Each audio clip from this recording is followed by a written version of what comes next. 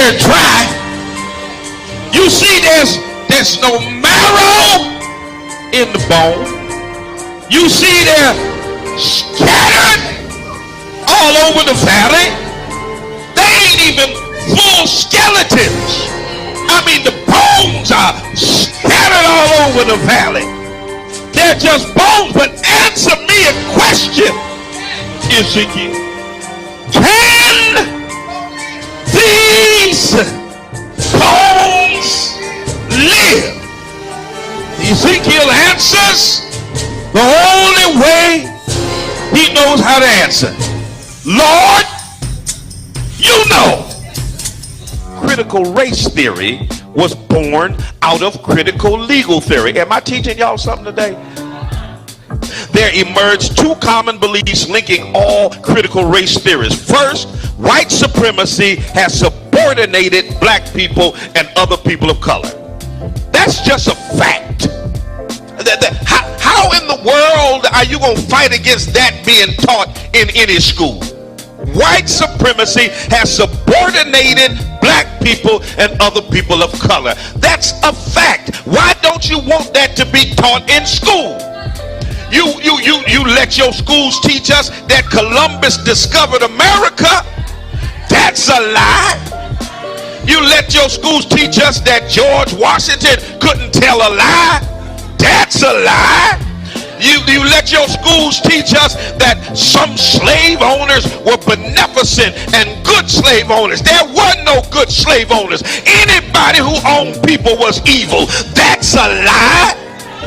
You let your schools teach us that Abraham Lincoln was good for Negroes. No, Abraham Lincoln was trying to save the Union. And Abe Lincoln himself said if he could save the Union and keep black people in chains, he would do it. That's a lie. Come on, somebody.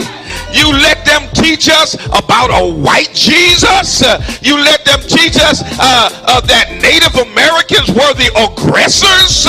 Come on, somebody. That white folk had a manifest destiny and that the pilgrims were good and Native Americans. That's a lie. All day, every day, you let them teach us lies. All throughout my history in school, I was taught lies. But you got a problem with critical race theory because it teaches the truth that white supremacy has subordinated black people and people of color. The right to bear arms. Let me just back up a little bit and let me take you on back to the late 1960s when Ronald Reagan was the governor of California. And they were oppressing black folk, and a group of men and women known as the Black Panther Party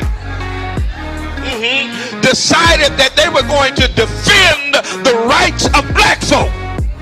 And the Black Panthers decided that the Second Amendment wasn't just for white folk.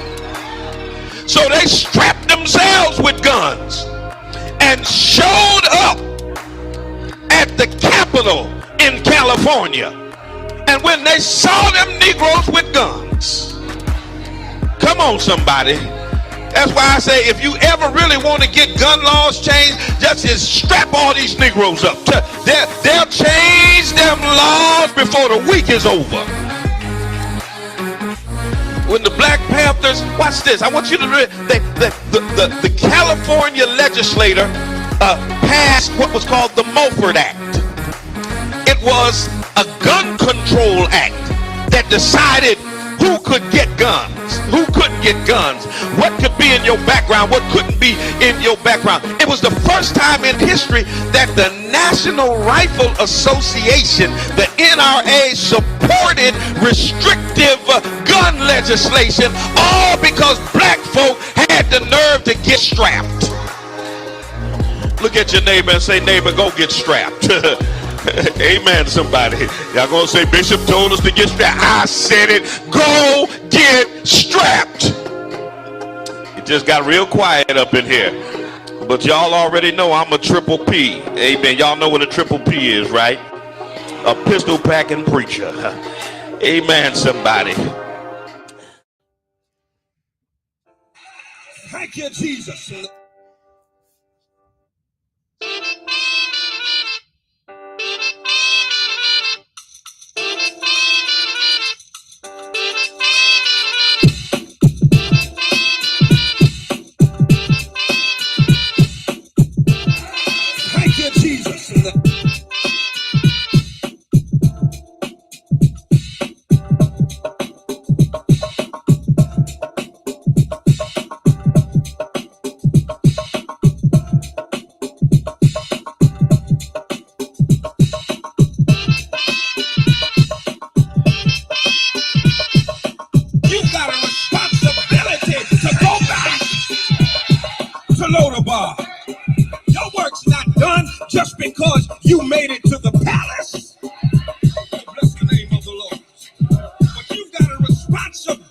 ability to help somebody else make it across. Thank you, Jesus. Don't pull up the ladder because you climbed to the top. Don't blow up the bridge because you made your way across. Thank you, Jesus. But reach your hand back down the ladder and pull somebody else up out of Lodabar.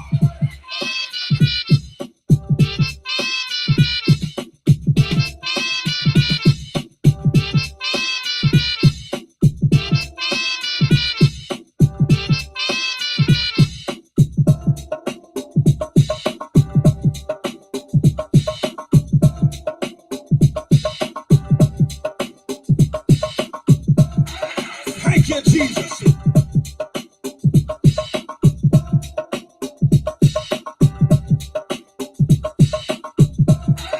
Thank you, Jesus.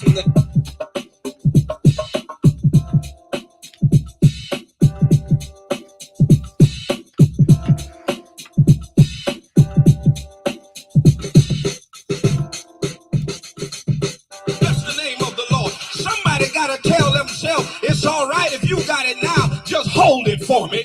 I'll be there to get it after a while. Oh, bless the name of the Lord. Thank you, Jesus. You got to make up in your mind that what God has for me, it is for me. I might not have it right now. I may not get it next week. You might try to stop me from getting it. But if God said it's mine, I want you to know after a while, I'm going to get what belongs to me. 90.7 WTCC. Good morning. Welcome to the Spoken Word. I'm your host, Bishop Talbert Swan II. And as usual, we'll be telling it like it is through cultural idioms and nuances that shape the order, ethos, and chaos of the African American experience. Words have their own vitality. They shape their own consciousness and create their own context for interpreting social and spiritual reality. The spoken word contains the power to reshape the landscape of society. It is 4 minutes past the hour of 9 a.m. And I want to thank Mr. Kenneth Barnett for bringing us up until the 9 o'clock hour with The Promise. You can hear The Promise every Monday morning from 6 a.m. to 9 a.m., bringing you the best in gospel music. A good way to start out your Monday morning, a great way to start out your week. Oh, boy. And, we don't even want to talk about the week, man. We can just talk. We can just talk about last night. I know y'all saw it. I know y'all saw it because everybody's talking about it. The slap that went around the world. Okay? Will Smith slapping Chris Rock at the Oscars and got to go sit down and finish the show. We're going to talk about that.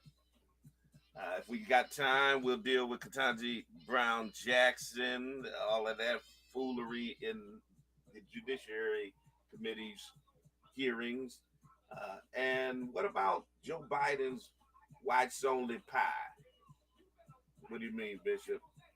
Whites only refugee policy. Yeah, whether you believe it or not, America has one. So it's gonna go quick today because I got to get off right at 10. Coming up at 10 o'clock. Coming up at 10 o'clock is Justice and Flow. Coming up at 10 o'clock is Justice and Flow. Let me see. Justice and Flow is coming up at 10 o'clock. And I won't be on it today. The wife will be on it, and she has guests. So stay tuned for that as well. If you can hear me on Facebook, let me know. They told me they couldn't hear me, so hopefully we just got that fixed. But stay with us. Stay with us. All right. It's gonna go quickly, but it's some content, some things we need to talk about. All right. 413-337-1867. Rep your city, rep your town. Let me know where you're chiming in from. Do me a favor, like, share, subscribe. Those of you that are on our social media, let us know where you're chiming in from. Would love to shout out your city, your town. I see you, King Plan. I see you, man. Someone should have done it when Chris Rock was laughing with those comedians using the N-word. Now, bruh, you got a point right there. Anyway, we're going to talk about all this stuff right after this quick break. Don't you go nowhere. Stay with us. We'll be right back.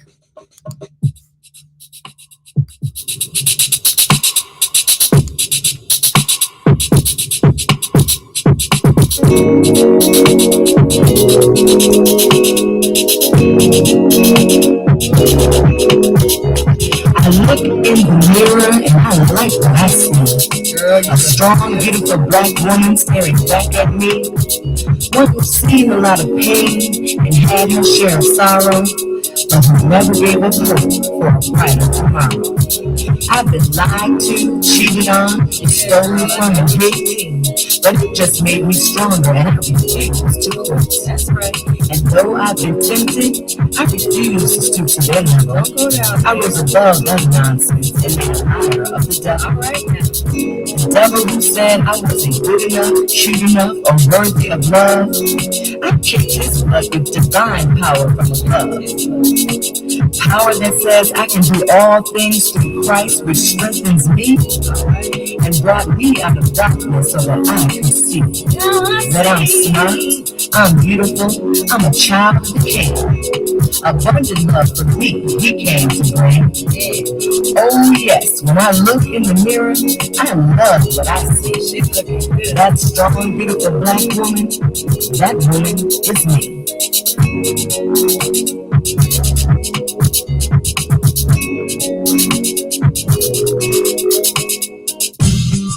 The essence of life is growth, but the essence of growth is change.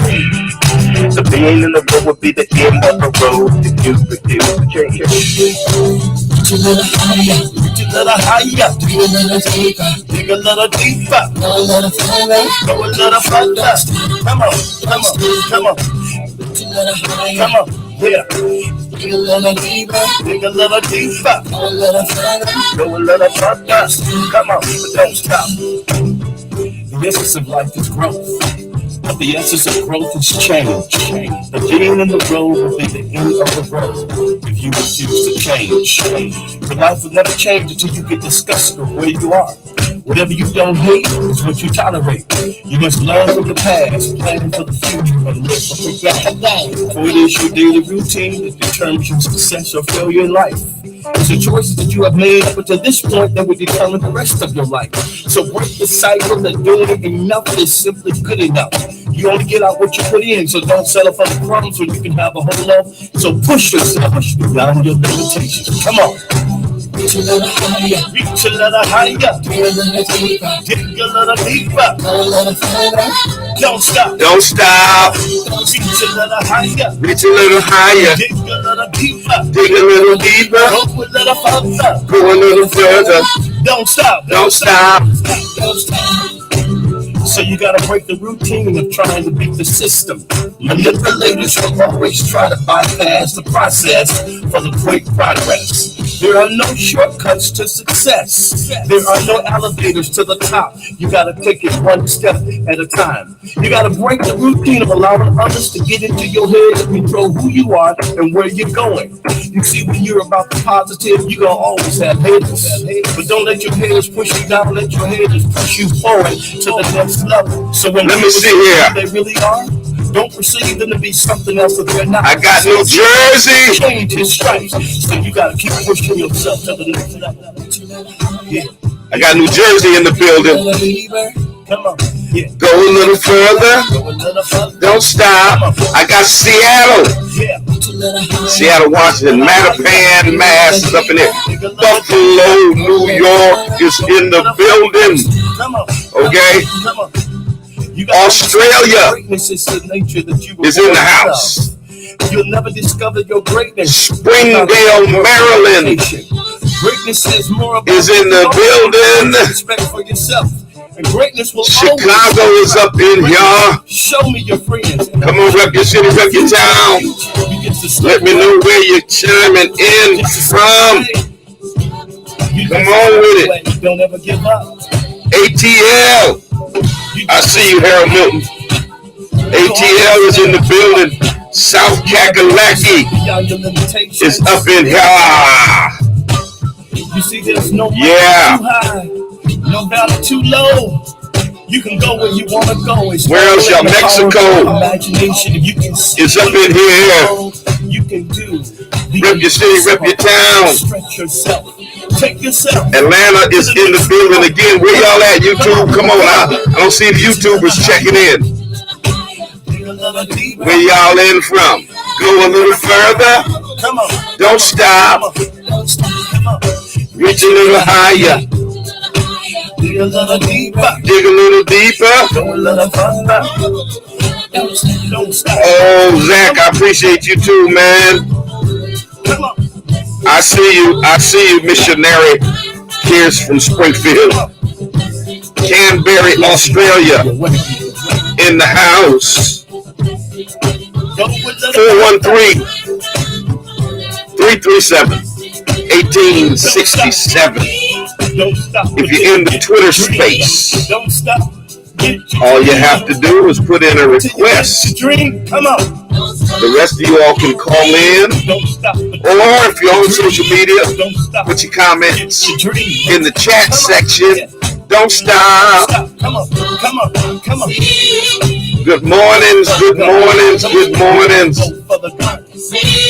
You gotta go for the gold. You gotta go for the gold, y'all. 413-337-1867 is the number here if you want to chime in on the conversation.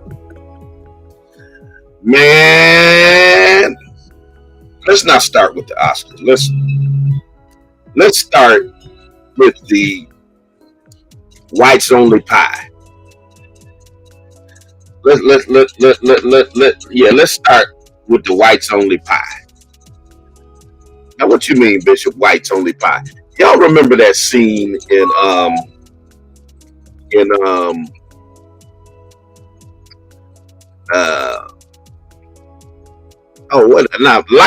Life, man. I'm drawing a blank, man. That's what happened when you get old. My uncle always used to tell me 2 things happen to you when you get old. One of them is you forget things, and the other one, I forgot. But in any case, listen, for real though, that scene is an iconic scene where Eddie Murphy and Martin Lawrence, they go into a restaurant. They've been traveling all night, and they want to go get something to eat. And Martin Lawrence's character smells the pie, and he says, "Man, do you smell that? Man, that smells good." And he says, "Hey, Billy, we want some coffee and 2 slices of pie." And Eddie's like, "Man, I lost my appetite, man. I don't want no pie." he understands what's going on.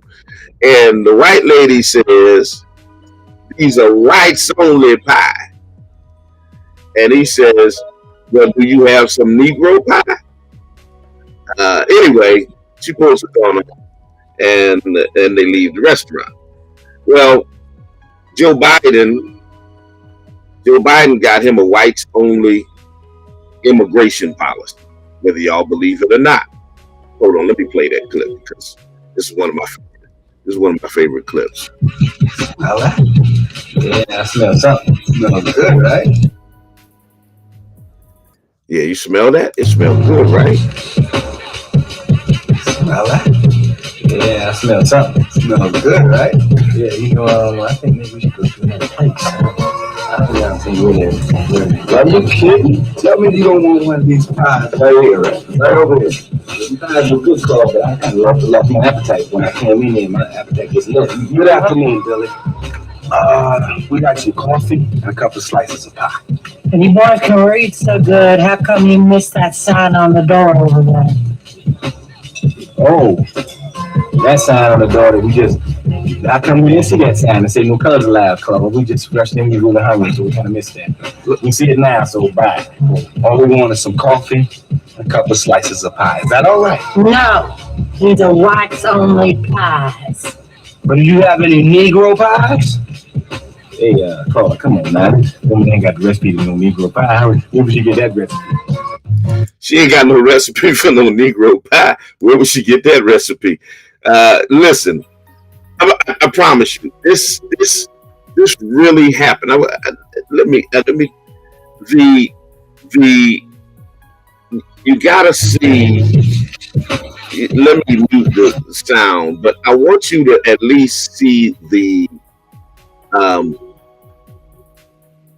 headline, because these headlines came out on the same exact day. The same day. I need for you to see it. I need you to see. Look at the headline right there. Those of you who are on social media can see it. I know you can't see it on Instagram. But one headline says that the United States, and they're both on March 24th. They're both last week. One headline says that the United States launches deportation operation to Colombia using Title 42 rule. What's Title 42 rule? I'm glad you asked. Title 42 was a rule recommended to the Trump administration by racist Stephen Miller. It was a way to use the pandemic as an excuse not to receive refugees, not to allow them to go through the process that they had a right to. Every refugee has a right to solicit America for asylum. But instead of allowing them, they used the pandemic as an excuse and basically said the risk of them spreading COVID was good enough for them to deport them. Now, Biden gets into office and he's getting rid of all of these Trump policies about climate change, getting back with the Paris Accord, all this, all that. He's rescinding all these executive orders, all these policies, but he keeps this policy in place. Why? Why did he keep that policy in place? And why is the Biden administration using Title 42? It was Title 42 that they're using, that this article is talking about, to deport Colombians. It's under Title 42 since. Okay, let me read the other article and then I'll get into it a little deeper. The other article you see, the U.S. will accept up to 100,000 Ukrainian refugees. It will accept up to 100,000 Ukrainian refugees. Okay. Now, the U.S. also accepted 76,000 Afghan refugees and allocated $6.4 billion to resettle them and granted them TPS, temporary protected status. Well, Bishop, they got war in their country and all that. They should be doing this. What's wrong with you? Why wouldn't you want? I'm not saying they shouldn't do this. What I'm saying is, if you're going to give temporary protective status and you're going to spend billions of dollars to resettle refugees that are fleeing war-torn nations, let's be fair and do it for everybody. Because in the 1 year that Biden has been in office, they have deported 30,000 Haitians using Title 42. Okay? So you're deporting Haitians and Colombians, but come on in and let's spend billions of dollars. It's $14 billion to receive Ukrainians. Wait a minute. You're spending money to fly over 250 planes, the 250th plane ride, to bring refugees back to Haiti. But you're spending $14 billion on Ukraine and accepting 100,000 Ukrainian refugees. You deported 30,000 Haitian refugees.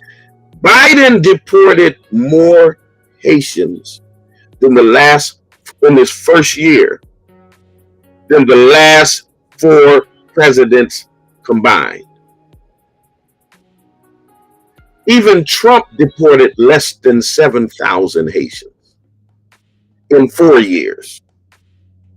Biden has deported 30,000 Haitians in his first year. What is the difference between Ukrainians, Haitians, and Colombians?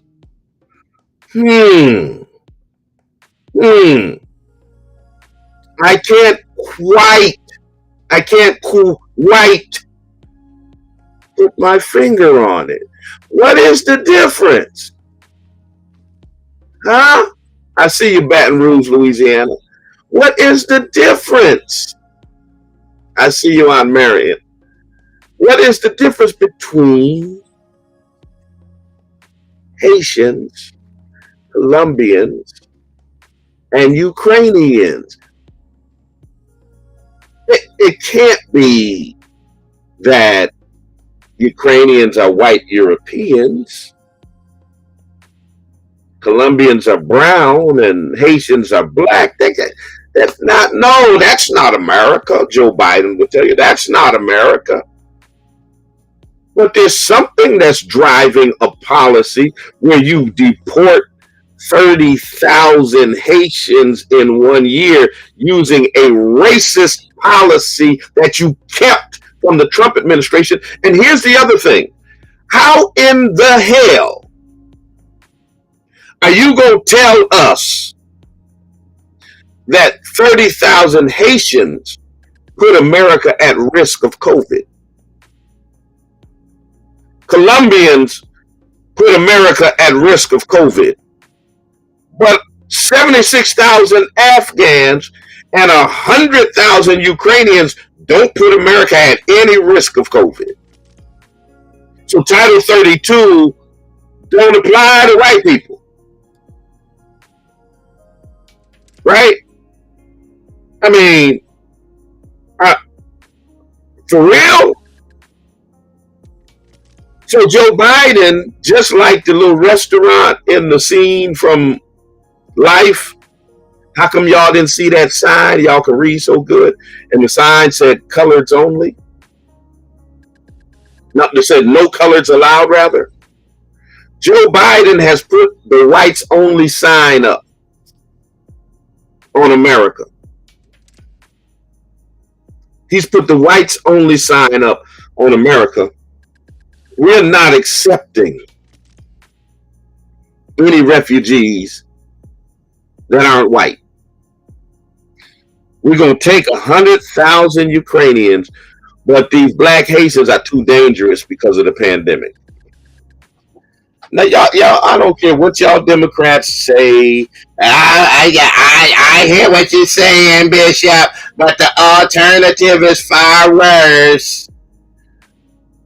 You know what kills me about y'all is that's y'all go-to argument. Instead of condemning the racism of Democrats, you always pointing at Republicans. The Republicans is far worse. So you got no smoke. You got no smoke for Jim Crow Joe deporting 100,000 Haitians in his first year, more than every of the last 4 presidents combined. You got no smoke for him because the Republicans are worse. Yet the Republican president before him only deported 6,600 Haitians in 4 years. And here's the thing, y'all. I can be critical of Biden without supporting Trump. And the fact that y'all think we can't is what kills me. That because Trump is so bad, we just have to be quiet and ignore the bigotry of the Democrats.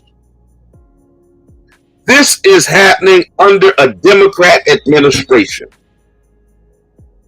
And they purposely kept a racist Republican policy so they could have an excuse to deport black people and brown people. That's the fact. That's the fact. Now, if y'all got a different take on it, let me know what it is. Tell me why Haitians are more dangerous because of the pandemic than 100,000 Ukrainians. Ukrainians don't catch COVID? They can't spread COVID? Tell me why. Tell me why on the same day that Biden announces we're going to receive 100,000 Ukrainians, that the United States launched a deportation operation for Colombians. At the same time, he's telling, let's let the white people in. Let the white Ukrainians in. At the same time, all right, get rid of them brown Colombians. This is happening in America simultaneously. And y'all got your head in the sand if you're making excuses for it. You got your head in the sand if you're making excuses for it. This is racism, plain and simple. Plain, and I know y'all don't like using the R word when Democrats are in office. But let me tell you what I often tell white people who come for me. Racism is not about political party. Racism is not a Democrat thing. Racism is not a Republican thing. Okay? Racism is a white thing. All right? It's a white thing. It's a white thing. And it's one of the very few areas that gets bipartisan support. What do I mean? You know how Democrats and Republicans are always fighting over everything. You know, Republicans are going to try to block anything that Democrats do. Democrats are going to try to block anything that Republicans do. Y'all know how this goes. Well, the reality is this. Racism is one thing they both can agree on. They can both agree. That's the reason why the Democrats kept the Trump policy. Okay? That's the reason they kept the policy, because they agree on it, y'all. They agree on it. They say, yes, we need to keep this policy. We got to keep this policy. Yes, we have to keep this. Yeah, this will give us a good excuse to get rid of those Haitians. Good morning, Philadelphia.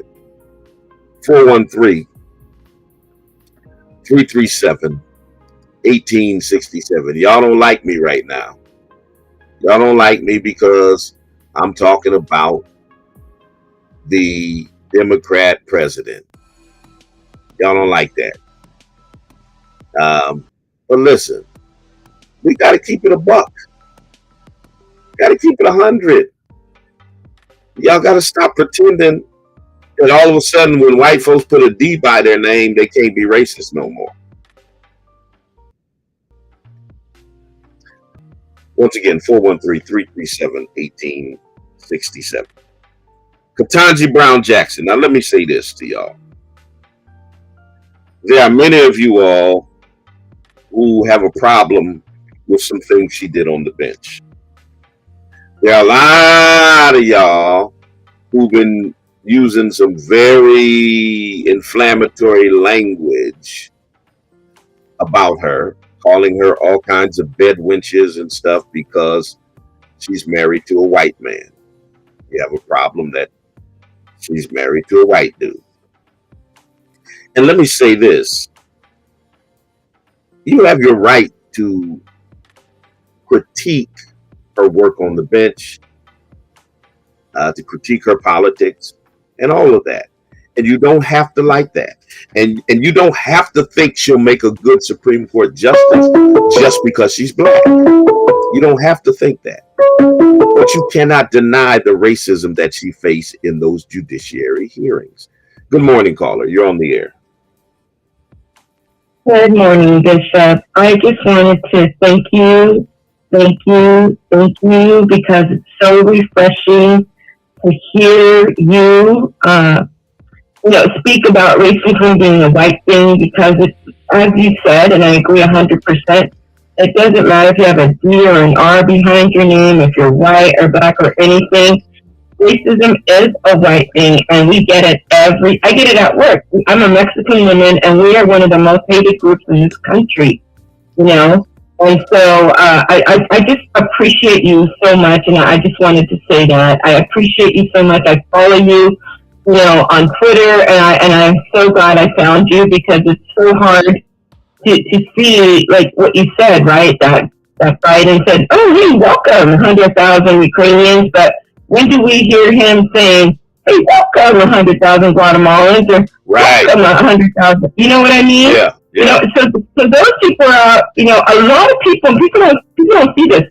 We're over here supporting a war across the world, yet there are hundreds of thousands of people sitting on our border right now from all over the world, starving to death. You know what I mean? They just got through a really strong winter, right? We're sitting on the Mexican border right now, and we're treating them so inhumanely. So why can't we share that same kind of love? And right? then let's not forget. Love is racist, right? I don't know. How do you say that, Bishop? Help me out. Well, and let's not forget, while they're accepting Ukrainians, Ukrainians are discriminating against Africans trying to flee the nation. Telling them that they have to wait for the Ukrainians to get out. They have to wait for the Ukrainians to go into the shelter. They have to wait for the Ukrainians to get fed. Basically, fend for yourself. No blacks allowed. That's happening in Ukraine while they're at war with Russia. Yeah, I know. And everybody just kind of ignores that, and they put up their little Ukrainian flag, and I have nothing against the Ukrainians, and I'm praying for them too, but you know what, I'm just sick and tired of seeing the same old thing being played out. We have two men out there playing war, with each other, and everybody's like, yeah, let's go support Ukraine, and no one's talking about, the racist policies that they implement. Like, I can't even imagine trying to flee a country when someone's bombing me, and then them telling me, no, you can't. Right. You stay here. Like, you stay here and get bombed. It's crazy. Thank you for your crazy, comment. but you know what, Bishop? It hurts. Yeah. It hurts. It hurts, and my mind almost wants to blow up, because I'm like, you guys, can't you see this? Right? Can't you see this? And everybody just ignores it. And I'm sick. Like, I get sick. I get anxiety, and I'm like, oh my God. Anyway, Bishop, I will let you keep going because I really like to hear you. But thank you so much for taking my call this morning. I appreciate you so much. All right. Thank you for your call. 413-337-1867. If you're in the Twitter space, put in your request to get in on the conversation. So again, on Ketanji Brown Jackson, Judge Brown Jackson, regardless of whether you agree with her, good morning, Pastor Mark Bayman, my friend, whether you agree with her politics or not, you can't deny the blatant racism that she faced in those hearings. And here's my concern. There's a lot of black folk who don't agree with her politics, who don't think she's going to be a good Supreme Court justice, who say that it's symbolic, who say that it's not going to move the needle for black people, so they are apathetic about the way she was treated. That's where I have a problem. You can feel all of that, but that is what Dr. King meant when he said injustice anywhere is a threat to justice everywhere. And you do yourself and black people a disservice when you feel like there are some black people who deserve to bear the brunt of white supremacy because you don't like them. So it's okay to discriminate and dehumanize these black people because I don't like them. No, I don't have time for that. Good morning, caller. You're on the air. Good morning, caller. Going once, going twice, gone. Yeah. No black person deserves to be dehumanized and disrespected simply because of the color of their skin, regardless of whether you agree with their politics or not. That's real. Good morning, caller. Hey, good morning. You're on the air. Yeah, I wanted to comment that Lindsey Graham even. Hello? Yeah, you're on. Go ahead. Turn your radio down. You're going to confuse yourself. There's a delay. Okay. I'm trying to figure out why Lindsey Graham was asking anybody any questions in the first place when isn't he under investigation? Lindsey Graham is a clown.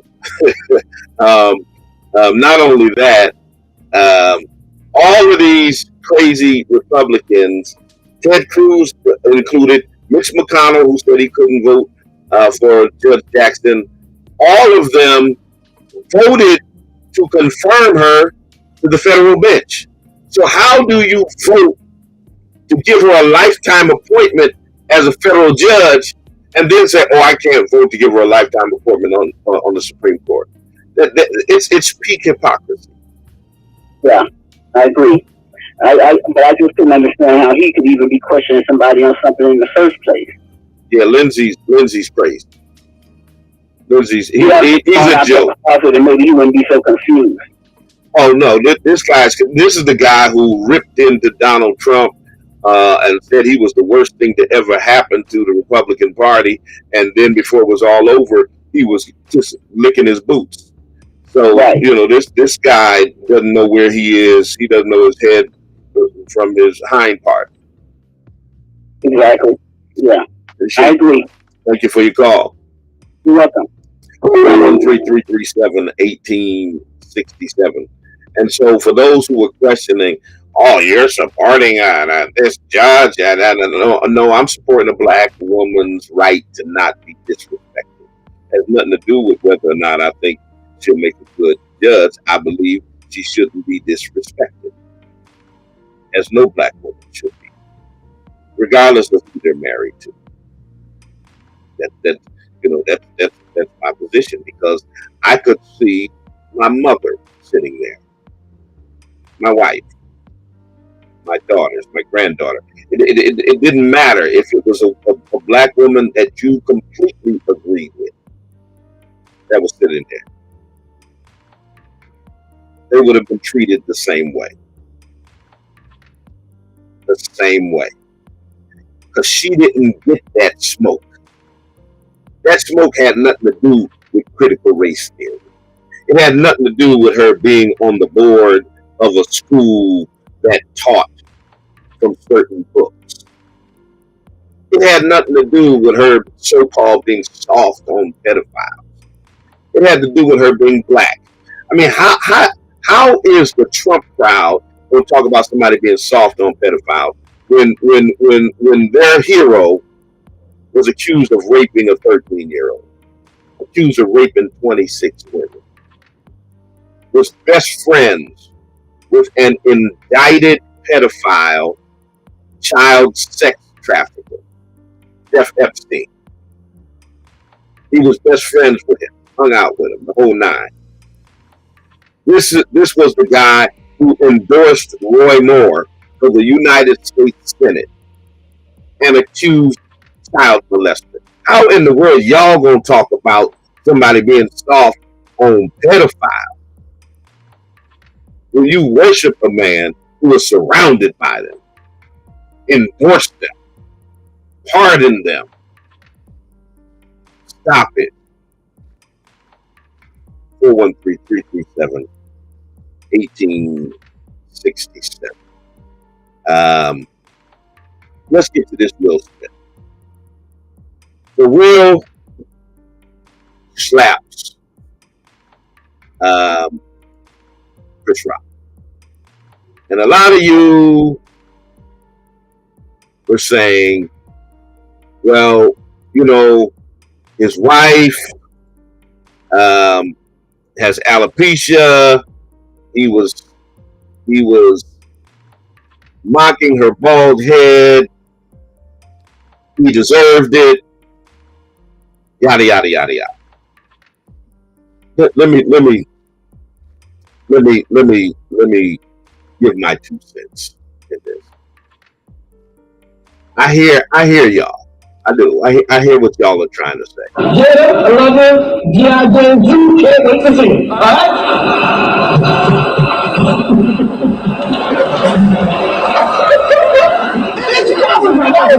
right? I'm out here.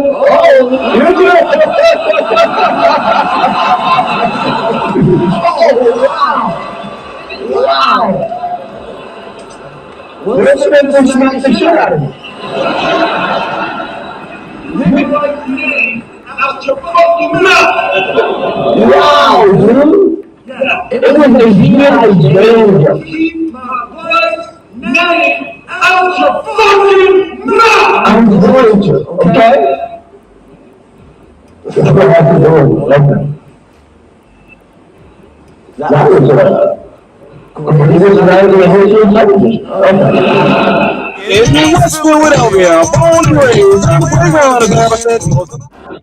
Okay, so that was the incident that happened at the Oscars. There's so much to unpack here. So much to unpack. I know I'm going to ramble, but hey, just take it. Just take it. Okay, so I hear you, Angela. He was mocking her bald head with the G.I. Jane. There are some who say, well, Chris didn't know she had alopecia. I mean, how many of you before yesterday knew that? Because many people just thought that was, her fashion statement, that she chose to have, her hair like that. Many people didn't know. So y'all keep trying to pretend like all of y'all knew. Now, there's some of y'all who might have known, but a whole lot of y'all didn't know nothing about it till people started saying something about it after the punch happened last night. But here's the thing. As a public figure, you got to be able to endure people talking about you. And I know somebody's going to say, he's protecting black women. Chris wasn't attacking Jada physically in any way. Did her feelings maybe get hurt by that? Yeah. But comedians are comedians.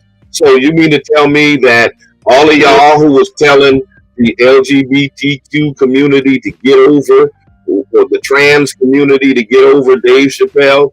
Do y'all think somebody should have came up on stage and punched Dave Chappelle in the face?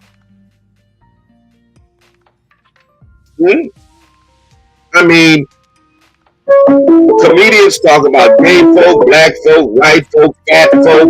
You know, is somebody gonna come on stage and punch them every time they make a joke?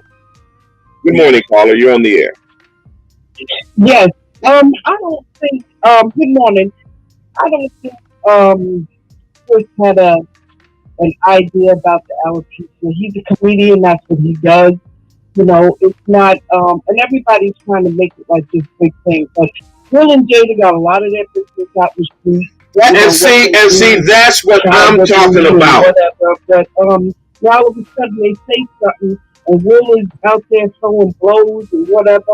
I mean, he was protecting his right to right, but there was a better way to do that. And I thought Will was a better man for that. I thought he could have pulled maybe Chris Rock to the side later on and said, you know, yo, listen, my wife has such and such, you know, that was like not a good deal, man, you know, whatever. But to do it in front of so many people and then take the opportunity to shed tears and kind of put that together like it had something to do with like the Williams father, like, you know, oh, I jumped into that character, blah, blah, blah. You know, and it was just rough. You know, it was a bad night for black people. That's not what we do. Yeah. You know what I'm saying? Yeah. But I feel bad for him both ways. I feel bad for Chris too. But Chris handled it like a man, you know, and did his thing. But I think it was I feel bad for Chris. He had no idea. Right. And you know, and you can tell when Will was approaching him, Chris was leaning forward. He had no idea that's what he was coming up there to do. He had no clue. I mean, it was completely unexpected. Absolutely. And here's the other thing. When he first told the joke, Will was laughing. He was laughing. I think he noticed that his wife was upset and turned around and said, oh, shoot. Exactly. And chose to do something afterwards. You know, which wasn't cool. You know, he still should have told another way to do that. He did that in front of national TV, all the people in the room, you know, whatever. You don't break bread like that after the fact. You know what I'm saying? Yeah. And it was like I said, it was a bad night for all of that. You know, and I just feel bad that it went that way. But you know, we'll see what happens. Yeah. All right. Appreciate your call. 413-337-1867. Yeah. So and so as the caller was saying, so much of Will and Jada's business is out there. Will didn't slap August for the entanglement, and somebody's going to say he gave August permission. So okay, so somebody got permission to have an entanglement with your wife. Just don't make a joke about her. Okay. Good morning, caller. You're on the air. Good morning, beloved. Good morning. Good morning. Yeah, I'm calling from the perspective of a graduate. Mm-hmm. And my thing is, we need to forget about Democrats, Republicans, and put our money where our money need to be. With our community. You know what I mean? I hear That's you. what's going to happen for us. Instead of keep running here, running there, begging for people to do this and do that for us. All right. That's it. All right. Have a blessed day, though. Appreciate it. Yeah. Here's the other thing. What Will did was criminal assault. It was criminal assault. I don't care what y'all say. That's what it was. It was criminal. It was criminal assault. Chris Rock was the bigger man for refusing to file charges against him. He could have had Will leave the Oscars in handcuffs. The LAPD asked him if he wanted to file charges. Will Smith could have been led out of the Dolby Theater in handcuffs. Yeah, he would have got bailed out that night. But he would have been facing criminal charges. And rightfully so. The other thing I question, I can only speculate. If if Chris Rock was a white comedian, would Will have walked up on that stage and did what he did? You know, Arsenio Hall used to say things that make you go, then will apologize to his colleagues in the academy, but he didn't apologize to Chris. Here's the thing. In West Philadelphia, everybody's talking about, he told you he was from West Philly. How you gonna be hard rock from West Philly and slap a man and then be snotting and crying, talking about, I want to be a vessel of love, all in the same night? Man, that whole scenario is absolutely nuts. Absolutely nuts. And like the caller said, he could have handled it better than that.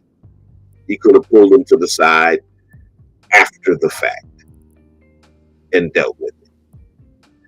If a man says something about my wife, he may get some choice words from me. I'll be upset, but I'm not going to go to jail over it.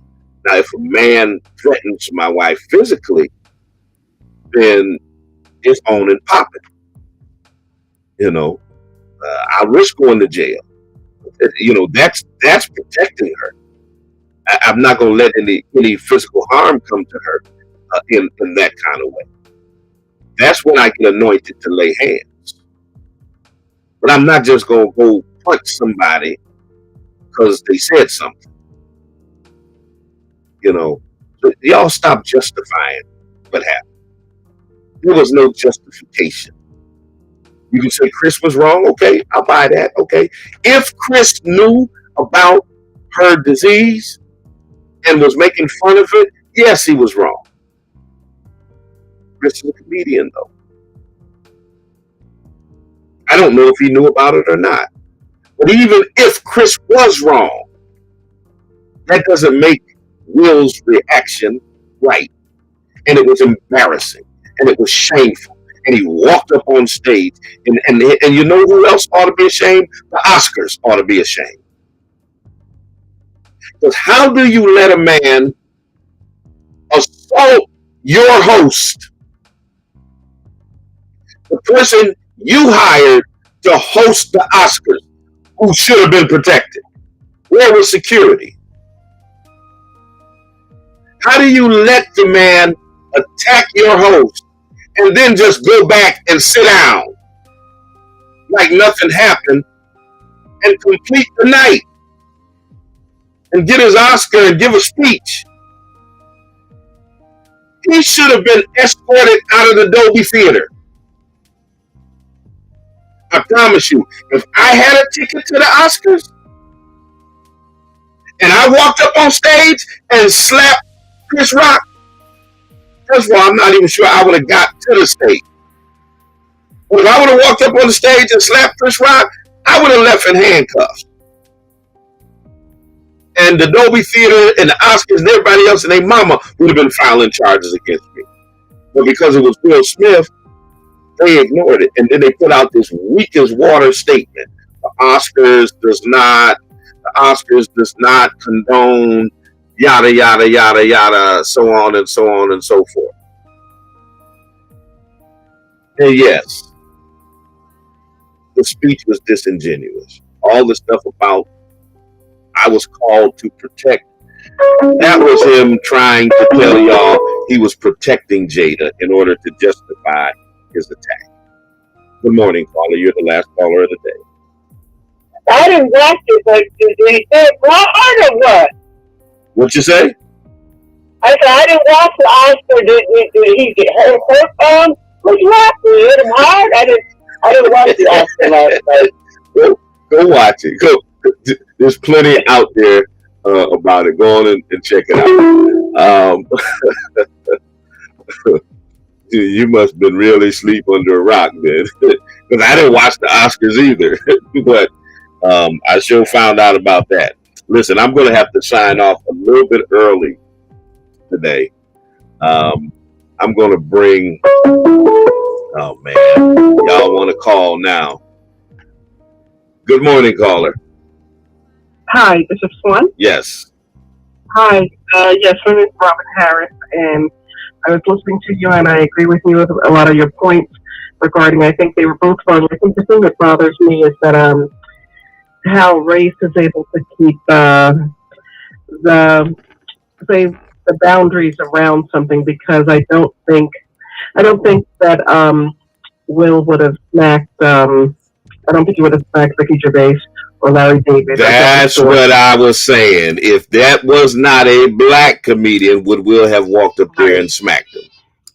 And by the same token, if I'm sitting in my house and know that Jada has alopecia, I would think that Chris Rock knows that she has alopecia. But the other thing is that I thought the joke, it seemed almost like the joke was phoning it in because number one, like I don't remember G.I.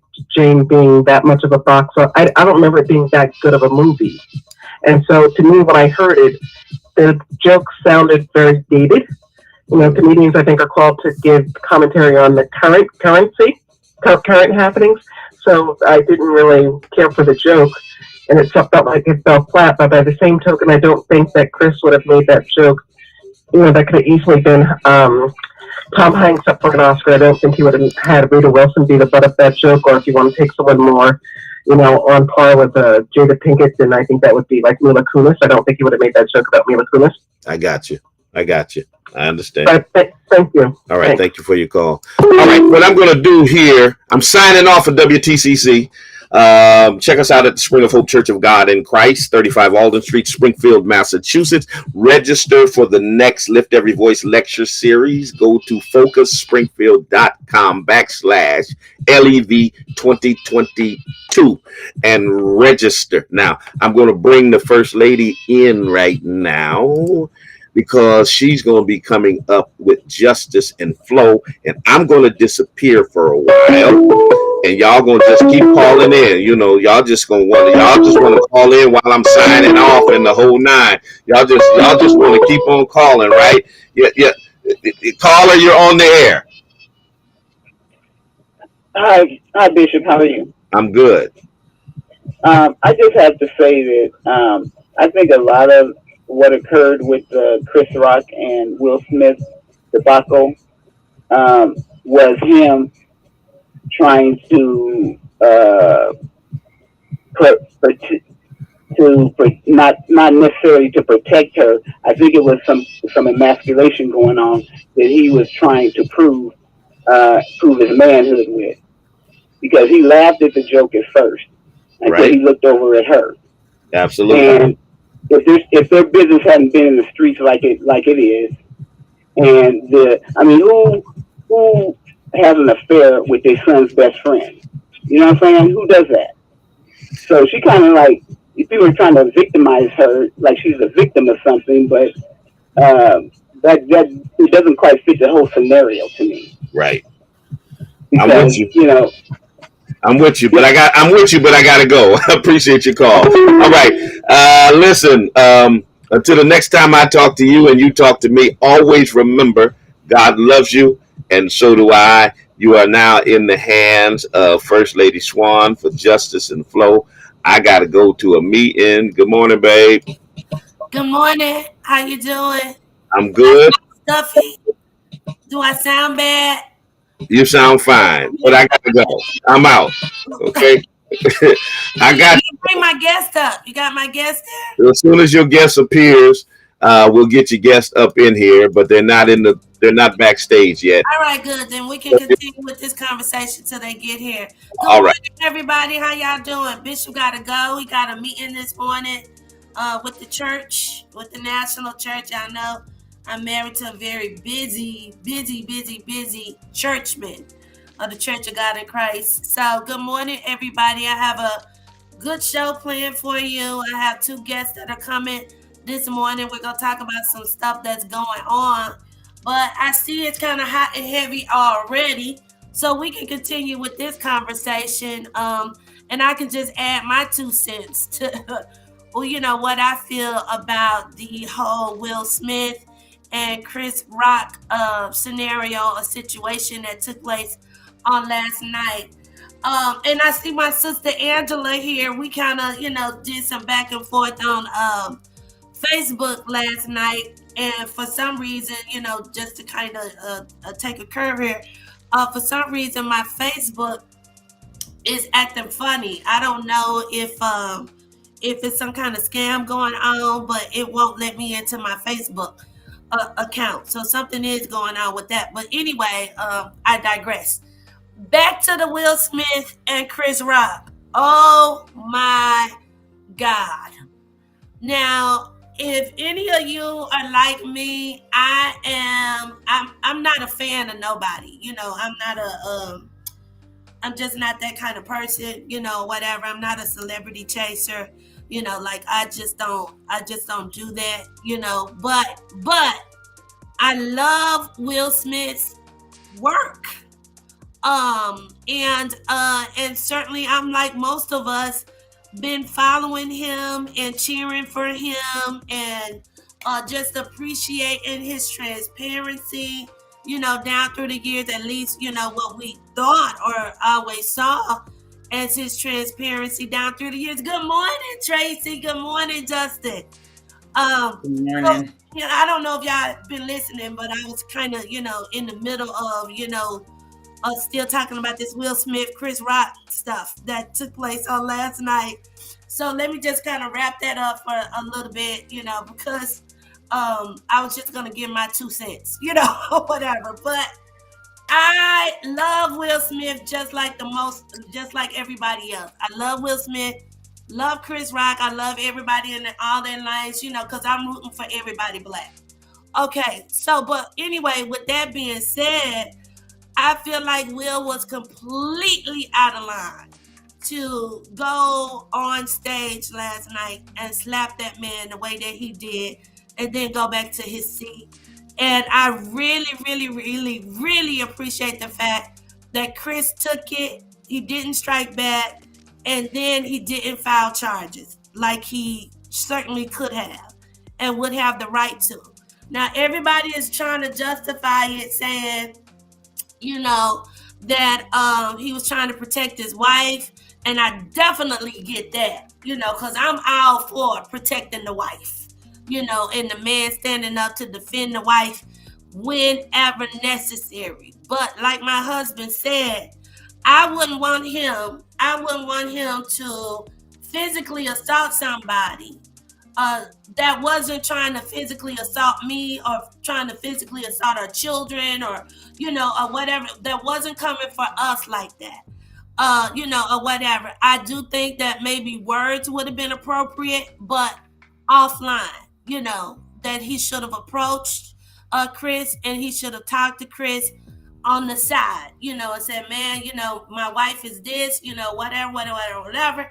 And they could have had the discussion, and Chris could have, made whatever changes he might have wanted to make, but he's a comedian.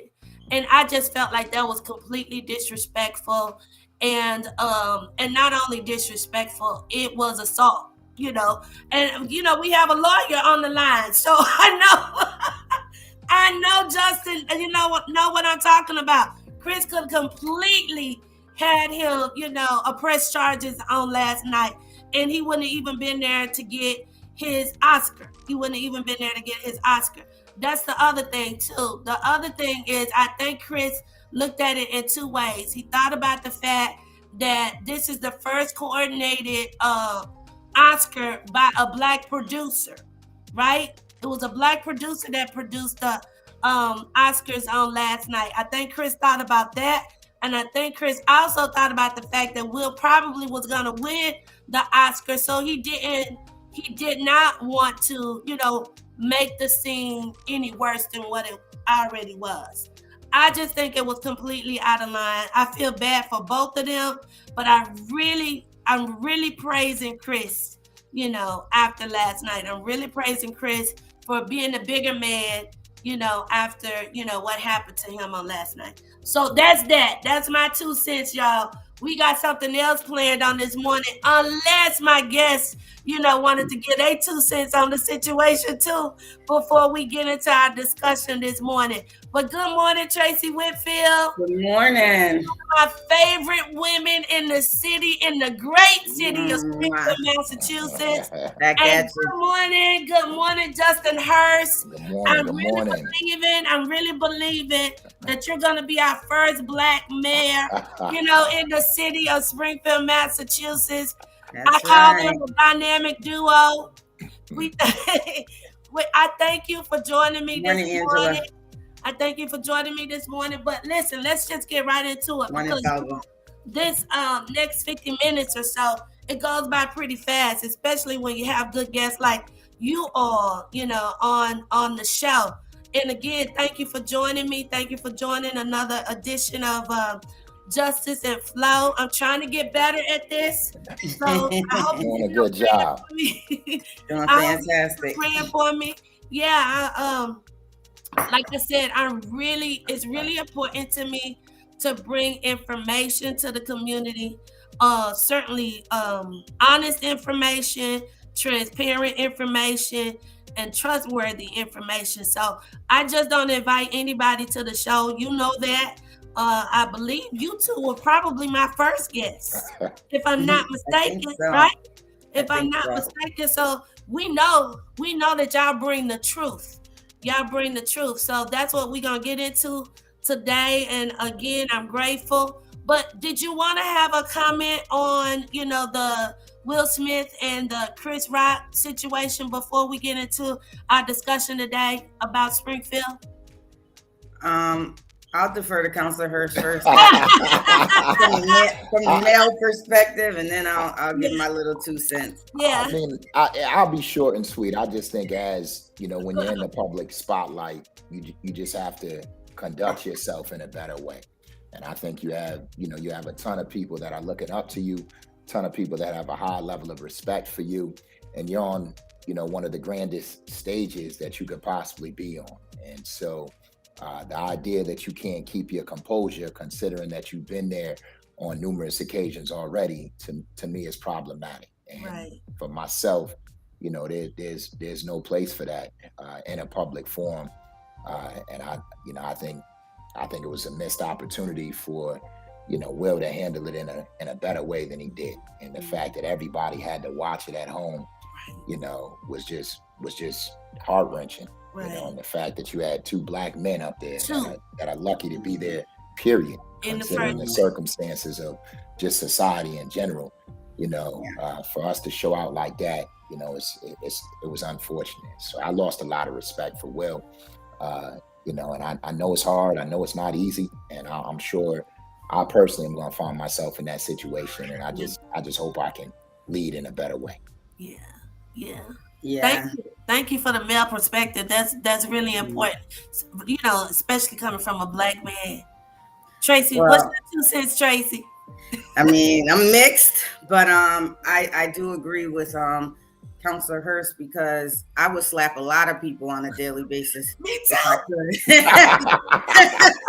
the public eye, it would be slapped if that was the way to handle ourselves. But we can't go around doing that, and especially in the public eye. I think it could have been handled by a conversation. Like, this is this is a sensitive time for us, a sensitive time for her.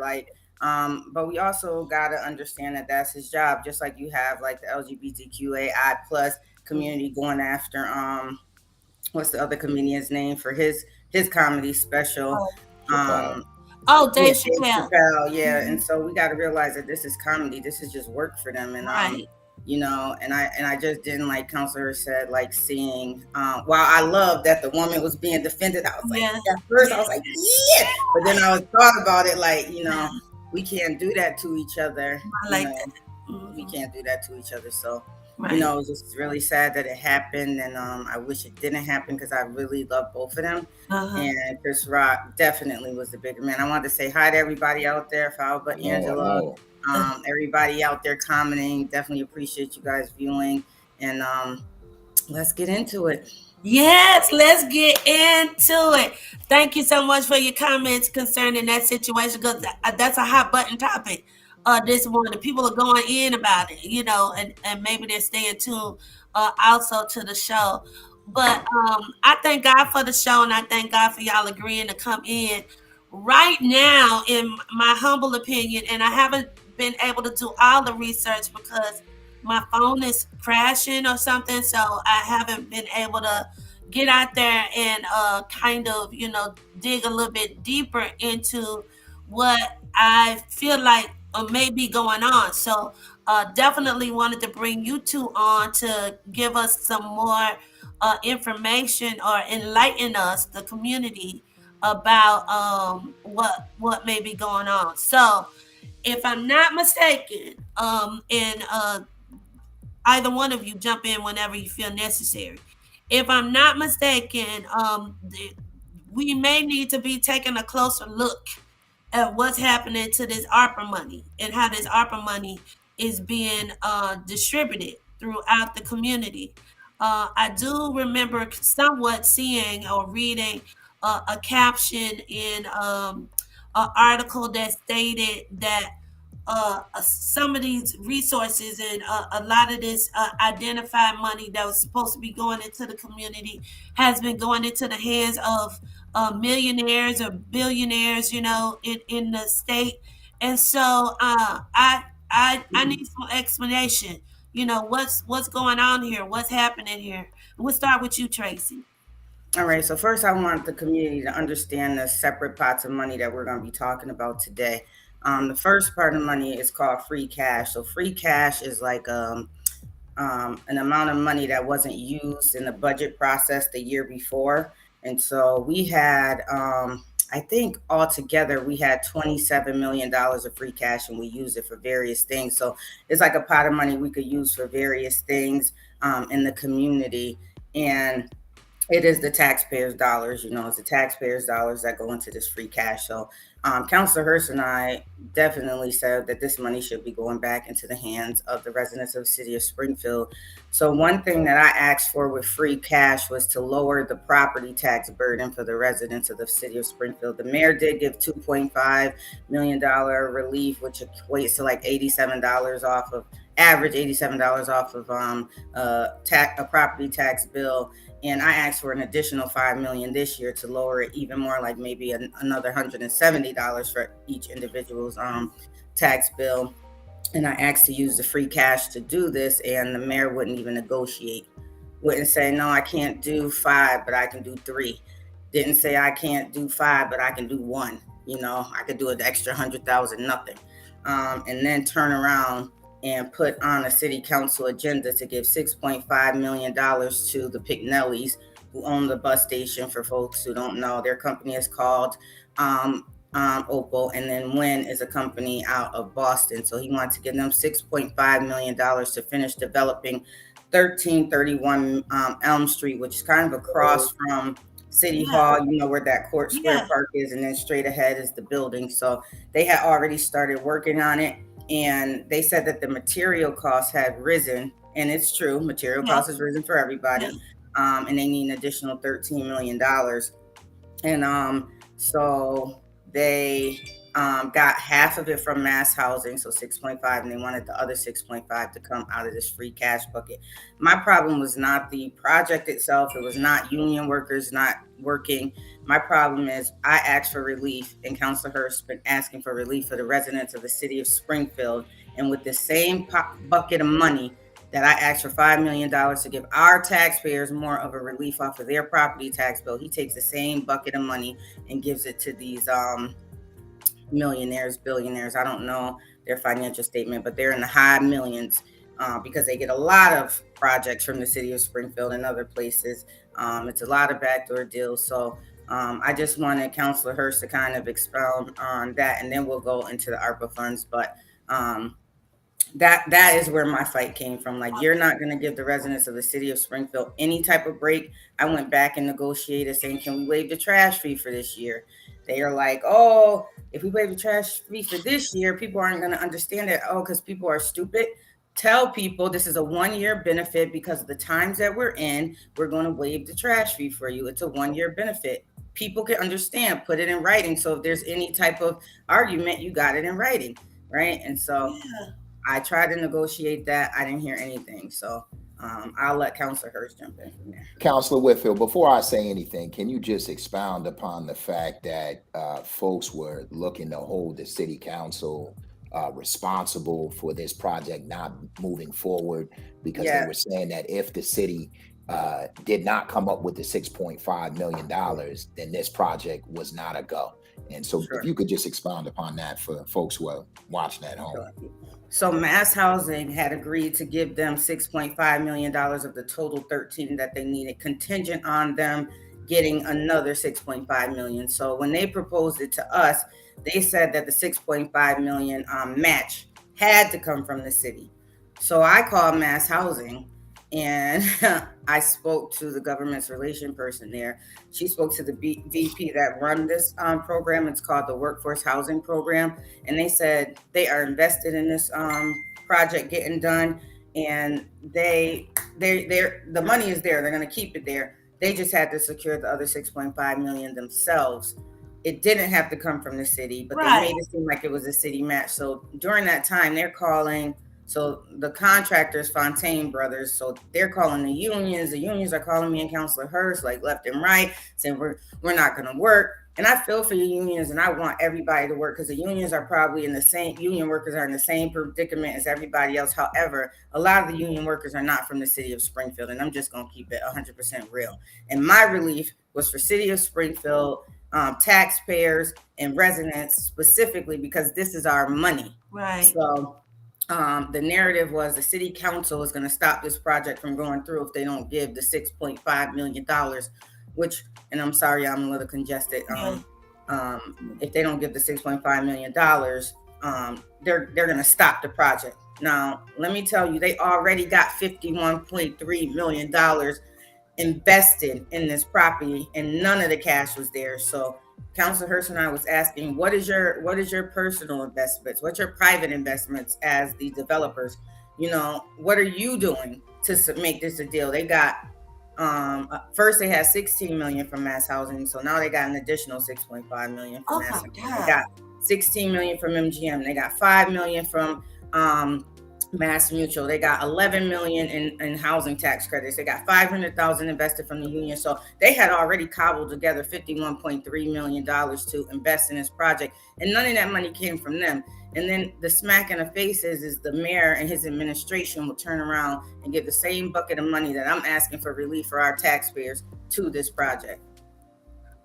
Did that do? Yeah, no, that did everything I wanted it to do. And first of all, I want to shout out, Councilor Whitfield for her due diligence on this. And, the fact that she was really able to push the envelope and make a couple phone calls and really stay on this particular issue was critical for us to really have a good understanding as to what it was we were working with. I mean, the idea that the city would flat out lie to us was extremely problematic. And maybe it wasn't the city, maybe it was the developers. Somebody was lying, and somebody was presenting the public with a bag of goods that was spoiled. And it was not the case that if we didn't come up with 6.5 million that this project wasn't going to move forward. It could have moved forward. It could have moved forward if they found that 6.5 million somewhere else.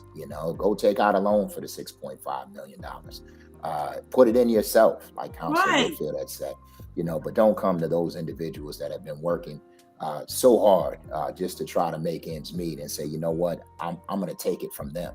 And it was almost as if the administration was bullied into, into appeasing these developers who, we already gave them $4 million. I mean, we gave them $4 million to start the project 2 years ago. And the fact that they didn't start the project really was on them. And that was one of the things that, as I was processing this vote and frustrated over this vote over the weekend, that really dawned on me. There are a whole lot of other union projects that were going on throughout COVID. Why didn't this one? And so if their reasoning behind the need for $13 million was inflation, well, why don't you start the project 2 years ago when we gave you the $4 million? Yeah. That was supposed to solidify the deal. I mean, Brightwood, they constructed Brightwood during the pandemic, during the heart of the pandemic. You look over at the new Homer Street School / Ben Swan School. Right. That's been moving forward. And so, the idea that, inflation, the $13 million in inflation for the goods that they need to put this project together falls on the back of taxpayers and not the developers who made the mistake is just unrealistic. And it was something that we were not willing to do. And for a variety of different reasons. And I want to thank Councilor Hurst because, we had a meeting about it, a finance subcommittee meeting, and I felt like I was on an island, and these white men were trying to bully the hell out of me. And Councilor Hurst was the only counselor that got on there, spoke truth to power. Councilor Hurst is also very kind because he says that the city was bullied, and I say that I speculate backdoor deals. So I thank him for his kindness with that, because they've known since January. They also created a program. So this is a adaptive mixed use historic property program. Okay, so we'll jump a little bit to ARPA funds. Okay, I'm just gonna give y'all some backup. I'm sorry, I got a little cold.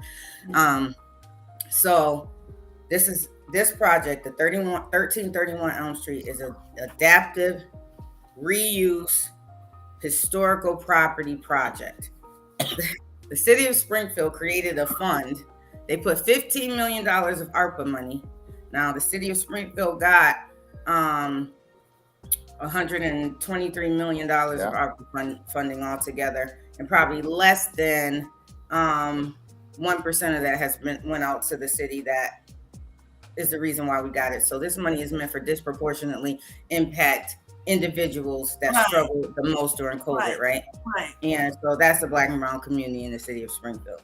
So they created a program and took $15 million of that ARPA money and put it into a Build Back Springfield program that helps fund half of acquisition and rehab of adaptive mixed-use historical projects.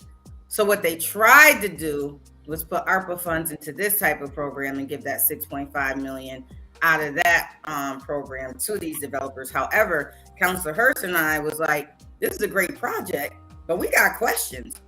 You only providing 50% of the housing costs, the rehab and the acquisition, the purchase.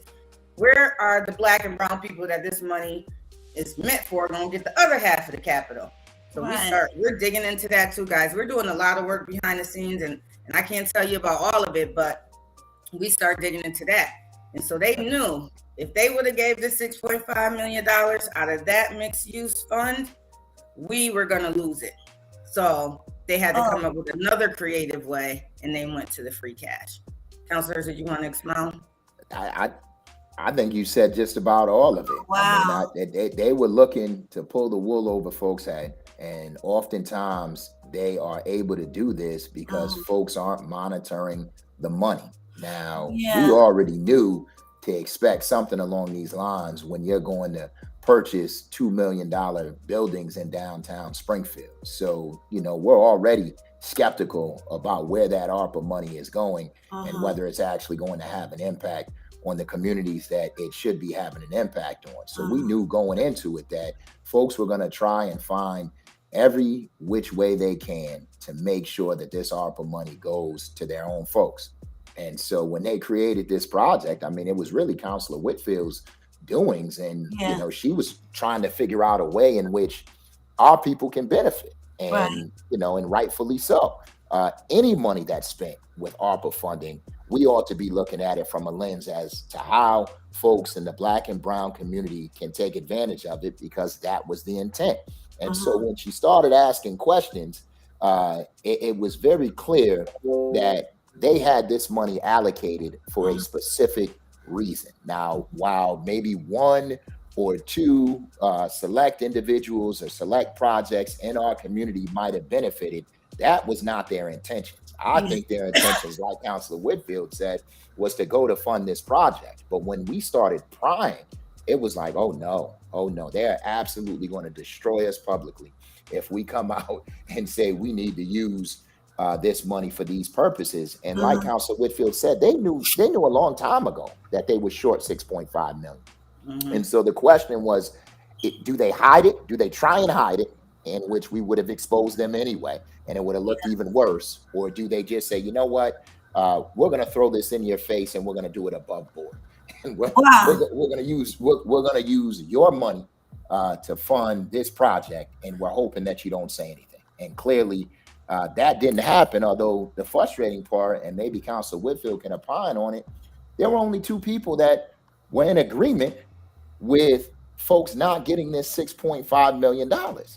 And, these other 10 individuals who voted for this are the same folks who asked for money for a variety of other things that, would actually benefit residents. And so I just couldn't compute how it is that they're okay with this $6.5 million going out the window, and yet your average taxpaying citizen is struggling to make ends meet. That just didn't add up for me. So, well, it added up for me. I think everybody got their limit where they can be bought, because that's all it is for me. You can be bought at some price, whether it's union workers calling you all the time and maybe they fund you or they support you, or you can't take the pressure. I don't give in to pressure that easily. I won't, because right is right and wrong is wrong. And we have to stand for something. Right. We have to stand for something. We are out here. We are elected by the people. Right. One of the city councilors came on and said, well, it's 500 jobs at stake. Well, tell me how many of those 500 jobs out of 155 thousand residents, how many of those 500 are Springfield residents out of the union workers? Right. I would love to know that number. But they didn't question that. Yeah. When the unions called me, I said, I understand. I don't want anybody to lose their job or lose work. However, the residents of the city of Springfield are struggling so much, even to drive out of their driveway and hit a pothole. You know what I mean? That's what I was about to say. That's going on, that we could be helping the city of Springfield. Yeah, we give $6.5 million to, clearly we know they're millionaires, if not billionaires, right? Clearly we know that. And they couldn't dig into their pocket. And as a matter of fact, when the thing is all said and done and is built, they get about $1.7 million a year in rent. And I did that calculation right on the city council call with them. So they get, and they said, oh, but only 85% is going to us because we got to pay this back. You're lying. There's no way you would be going this hard. You would be investing the, 15, 20 years you've invested in it for $200,000 a year profit. Right. That's not true. You could say what you want. I don't believe a word of it. Right. You're averaging, and that's 1.7 million with just apartment rentals. I didn't even add in that they're going to be renting out commercial space on the bottom. So they're probably getting over $2 million a year from this project after it's built. And they didn't put in but $3 million of their own money. They say it's going to be $8 million over time and $3 million so far. I wish we had a financial breakdown to see how much they really contributed, because I don't even believe that.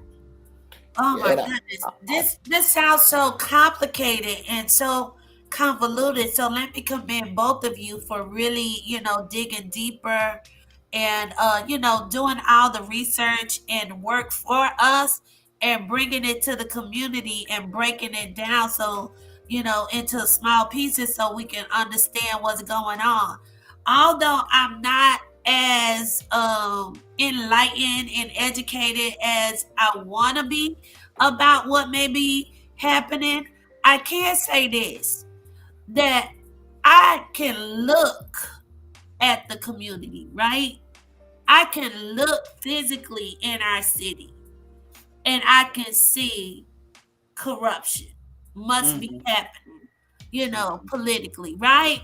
I mean, it's so obvious. Like, even in looking at the housing crisis that we're experiencing, right? It's like nobody can find, I need a bigger place. I have families. I'm a therapist. Y'all know this, right? I'm a therapist. I have families with 4 and 5 children that have been suffering living in a 1-bedroom apartment because they cannot relocate. They cannot find a bigger place. They cannot, or they can't afford a bigger place.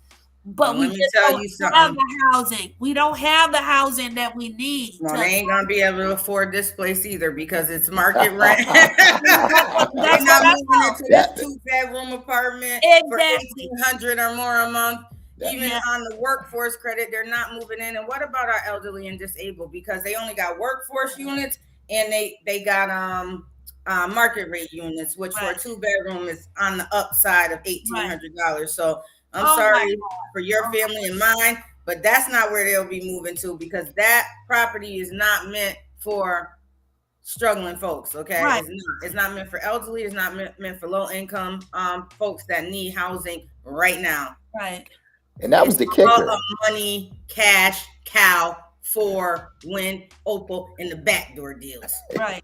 I mean, you add insult to injury, and we're not even going to benefit from being able to live there. I mean, when it's all said and done, you got folks struggling to put food on the table. They can't get back and forth to work with respect to, because of the gas prices are so high. I mean, you got trash fees, taxes going up. I mean, there's so many additional added costs that folks could have used this money to provide relief for.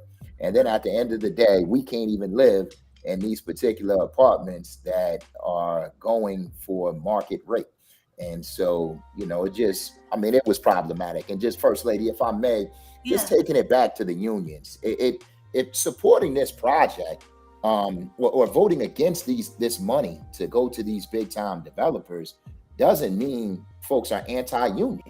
Right. I support the unions, but folks also have to understand that there are a whole lot of unions that are not a part of these trades unions that are building these particular developments. There are a whole lot of individuals that are at home living check to check that might not be a part of the trades union, but they might be a part of, let's say, the paraprofessionals union. And they have been asking for a living wage for a long time, and repeatedly the mayor has said no. And so the idea that this 6.5 million couldn't have gone to that union or the many unions that Councilor Whitfield and I have been fighting for to get merit pay because they have served on the front lines. There are so many places in unions that this money could have gone. The unions really should have said, we stand with Councilor Whitfield and Councilor Hurst. And in my conversations with those individuals who are in charge of those unions, they understood, which is why I'm dumbfounded that so many other councilors erred on the side of, let's continue to make the rich allow the rich get richer, as opposed to, your average individual who is struggling here in Springfield. I was confused, but we're not anti-union. No way. Well, here's the other piece. I hear us keep saying struggling, and I think a lot of people are thinking, oh, okay, this is the and excuse me for just trying to make this point quicker, so I don't want to offend anybody with the language that I'm about to use, but so the struggling people are the welfare moms and I don't know, the part-time janitors and this, that, and the other, right? No, you looking at somebody that's struggling. Okay, you looking at somebody that's struggling. I got 2 master's degrees. My husband has 4 master's degrees. 4 degrees. Or whatever the case may be. We would have been the somewhat of a middle class family, but no, we struggle, especially since COVID, right? Especially since COVID, we have to really look at a budget, apply a budget. We have to live sensibly. We don't have a whole lot of disposable income. My husband is not going to appreciate me talking like this, but it's the truth. The truth is the truth. It's the truth. Financially, we got to be really responsible. We got to be really strict. We got a son in college. We got cars. We got cars. We got car notes. We got insurance. We got regular expenses that need to be paid. And then with inflation. With inflation, my food bill can be like $1,000 a month. You know, literally my food bill. And I'm like I said, I'm budget conscious. I'm one of those people that clip coupons and all of that kind of stuff. And I still spend about $1,000 a month on food, right? And then I have all heat. Do I need to talk about that right now? I got oil heat, so no, you don't. Okay. Let's be real. Let's just be real about it. All heat right now, if I was to fill my tank, it'll cost me about $1,200 to fill my tank. You know, for 250 gallons. 250 gallons. It would cost me about $1,200. So now I got to break that up. Okay, I'm gonna get a half a tank of oil, you know, or whatever the case may be, and it might last me a month, especially in the wintertime. Now, it's coming up the spring and the summer or whatever, I get a break on the oil, but nevertheless, that's expensive, you know, or whatever the case may be. So yeah, I got to be budget conscious. We all do. You know, I know people are not as transparent as me, but the fact of the matter is, I would say that I'm struggling right now. I would say that I'm struggling right now. So if some of that money could go to relieve some of our heat bill, or some of our food bill, or some of, you know, or whatever, the trash fee, you know, or the taxes, you know, or whatever, back into the community, you know, or whatever, in some kind of impactful way, you know, because I get what you're doing, Tracy, asking for a relief with the taxes and this, that, and the other. But for people, it's right now, it's day to day. So it needs to be impactful enough to where we can get a little bit of relief on the oil, get a little bit of relief on the electricity, get a little bit of relief on the mortgage, you know, or whatever the case may be. I'm right there with you. I'm right there with you, sister. You know, and you're speaking to the choir. I have oil tank too. So you are preaching to the choir. And it's not the only funding they have. And so what we got to do as a community is start asking these questions, right? Me and Councilor Hurst can bring the information to y'all, but if y'all not calling the mayor, if y'all not putting the pressure on them, and y'all not letting them know that you guys are also watching, if you're not checking in with these other city councilors to say, what are you doing? Why'd you vote this on that? Why'd you vote this? And putting them the fuel to the fire, it can't be just me and Councilor Hurst all the time. There's a lot of pressure. We both work full-time jobs and got family, and you know, we have other responsibilities, but we need everybody. Call the mayor, email him, tell him these are the things that I want to see with my dollars. They're your money. It's my money. It's all your money. If you pay taxes, excise tax, property tax, trash fee, whatever it is, this is your funds. So we need other folks speaking up, calling the mayor, emailing the mayor, saying, we don't like what just happened, but here's how you can make it right. You can create a fund with the $9.3 million of MGM money you got sitting in an account that you ain't doing nothing with, trying to wait for the next big project before you spend any of that, and give some oil tank relief and give some food relief. It's the truth. It's sitting there. No, actually it's 9.6 million sitting there doing nothing. And what the CAFO told me, who is the department head for the finance department, is like, oh yeah, we were trying to wait until this money kind of piled up so we could do something big with it. But then ARPA funds came. So now they're doing big things with ARPA funds that's supposed to be going back out to the community. Oh Lord. Okay. I would also, I'm sorry, Councilor Whitfield. I would also encourage folks to go back and take a look at the meeting. Go on to the City of Springfield's website. I didn't hear any explanation from the individuals who were for this $6.5 million transfer that was reasonable, that made a whole heck of a lot of sense. What I saw and what I heard was counselors trying to cover up for the fact that they felt an obligation to vote a particular way for whatever reason. Maybe it's because they received donations from the union. Maybe it was because they received donations from the developers. Maybe it was because they got pressure from the mayor. But we need to let folks know that that is inexcusable. And, you know, anytime that you're going to prioritize big time developers over the citizens of Springfield, we need to let folks know. And the fact that you had 10 of them, I can understand, you know, if maybe you had 3 or 4, but you had 10 of them. And these are the same folks that, profess to believe that, we're putting people over politics, or, we're putting the community first. I see some of our own folks hold these people in high esteem. And I'm saying here, like, during one of the biggest votes in the history of the city council since I've been elected, you're going to allow $6.5 million at a critical juncture in the city of Springfield's history, where folks are struggling to walk out the door. I can't subscribe to that mentality or philosophy, and I don't think you all should either. And so they need to know. This was one of the few times that the city council could have said no.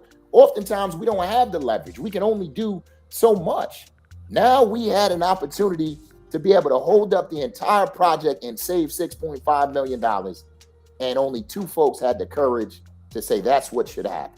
Right. And I don't want to, Councilor Davila wasn't there. He was out of town, so he did not vote or speak his opinion. But what I would encourage folks to do is a 2-hour meeting, but look at the finance meeting from the day before. The day before. Can you give us that information? Thursday last week was the fire. And then they didn't let us do too much talking on Friday when we actually did the vote. But Councilor Hirsch and I were still able to get our points in and our points across. But you'll see the fight on the finance meeting the day before. So so before we go on, one of my heroes is the Black Eagle on Sirius XM. He's one of my heroes.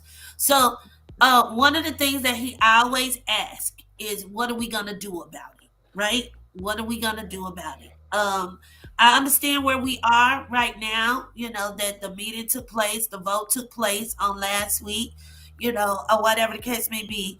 But you said something, both of you actually said something, that we can be emailing the mayor, and we can be calling the mayor, and we can, and we can be calling our city councilors, or whatever, since, most of them voted, to have this done, whatever. But we can be calling our city councilors, we can be emailing our city councilors. But right now, I want you to give us the email address to the mayor for those of us who are listening, who are residents of Springfield. And I also want you to give us the phone number. And you said that we can go to the city website, or is there another website that we can also view? Is it Focus Springfield? Focus Springfield, yeah.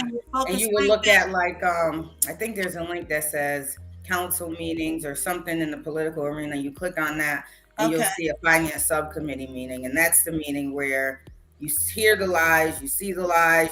I make it clear. I pull up the email where the lady said it wasn't contingent on the $6 million coming from the city of Springfield. So you could pull that up and all those things, and really just pay attention to how they were trying to talk to me, pay attention to the whole meeting, and you'll get the background story on why Councilor Hurst and I were so upset, why we thought we would have more support from other councilors, because this was just wrong. It was lies, and it was thrown in our face as a last minute to say, oh, they're just going to approve this because this project is so important. No, to me, the rich getting richer is not important to me. To me, the residents of this great city is what's important to me. And so, like Councilor Hurst said, for the paraprofessionals, you're doing nothing. Right. Nothing. And they handle our most precious jewels on a weekly basis. And for them, you'll throw in the dish towel. So that means you're throwing in the dish towel on our youth in the city of Springfield. You're throwing in the dish towel on so many families in the city of Springfield, and you do not want to negotiate a decent contract with these folks that put themselves out there. They take away from their own families to be there for ours, and you don't want to give them a livable wage, and they can't collect unemployment in the summer. Like, there's so many things I didn't know about until I started talking to the paras and going to their meetings. And so we got to start educating ourselves as a community on how we're being treated from this administration, because the things that's happening is not right. Now, let me give y'all one more tidbit. Every department head that works on the town side that's not in a union for the city of Springfield, on the town side, all the mayor's department heads got $5,000 bonuses. Every one of them. Everyone. and we got the proof. Where that money come from? Where that money come from? Fund money. It wasn't supposed to go to them. They're already making 6 figures. It's supposed to go to you and the paras and the teachers and the custodians and the IT folks. It's supposed to go to those folks, the frontline workers, EMTs, and you know. But no, every single department head got a $5,000 bonus. And then you had some of the little people that got nothing. You got some of the clerks in the clerk's office that got nothing. And they were there physically, still doing birth certificates, death certificates, and death certificates were imperative at that time. So someone had to be there. Yeah. Mm-hmm. They still are. 0. So we are fighting. I'm a financial person. I'm going to look at this money every chance I get.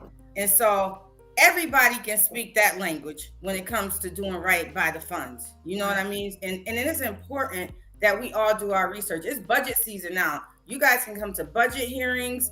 You can, learn this budget. We can have small sessions. I'll go to lunch and teach y'all this budget because I used to work on the budget. That's the reason I became a city councilor, because I seen the wrong that they have been doing with this money for years. Right. And there's a reason why they didn't want Councilor Whitfield to remain the finance chair. I mean, that we know what they were trying to orchestrate behind closed doors. And that's because, she's going to really scrutinize everything that is being spent in the city of Springfield and make sure that it's being spent right. The only other thing I would ask folks to do is, if you look at the meeting on Friday, one of the other things that really stood out for me were the individuals who said nothing. Yeah. And see, those individuals who said nothing, there was a reason why they said nothing. Because those individuals who actually said something that we're going to vote in favor of this transfer, what came out of their mouths didn't make sense. And so those individuals who remained silent knew there was no real good justification for approving this money. And so they didn't say a word. And one of the biggest transfers that I've been a part of, one of the most significant transfers, and these same individuals who have something to say about everything, stayed quiet. And they didn't show up to the Thursday meeting because they already knew what they were going to do. They already knew what they were going to do. Yes. Angela said, saying nothing. We got to be paying attention. Absolutely. Yeah, we got to be paying attention, folks. We got to be paying attention. And listen, we can't leave the two of you, hanging. We have to be your backbone. We have to be your support. Y'all got to know that somebody got your back. And so, there are many of us who got your back and who really appreciate you. Listen, I want to express to you what my before you move on, can I just say one more thing? Like, all these things are bubbling up. They're just bubbling up. Come on, bring it. Okay. All right. So I just want to say one more thing about media. Okay. When you look at media, they're going to side with the administration because they're all in cahoots together. So when you see what Mass Live writes or Republican or whatever, don't take it for its word, because they've said that this money was contingent on the city giving $6.5 million because they didn't do their homework. And I said, shame on you, because I did mine. Just like I made the call to Mass Housing to see what was the truth, they could have done that. And so we got to realize who's running these papers and who historically has been running these papers. And then when you see certain things come out about Councilor Hurst and I, that seems negative, like the whole C. Jackson thing, which was totally a lie, totally untrue. I don't know who's doing this thing and who's behind it, but it certainly is not us. You can't believe it just on face value. Come to us, ask us, a lot of people out here got my telephone number. And if you can't get me by a phone call, text me. That's the easiest way for me to respond back to you, because I'm always doing something. Right. But don't just believe what the media puts out there at face value. It's unfortunate, but we cannot trust the media. That's why we have our own outlets. Exactly. That's why we're developing and have developed our own outlets. And for the most part, you can trust that. You can trust those media outlets. I mean, we just got to get our own everything. Because folks like you will have us on to tell the truth. they will call us and still spin it to look in the mayor's favor. Right.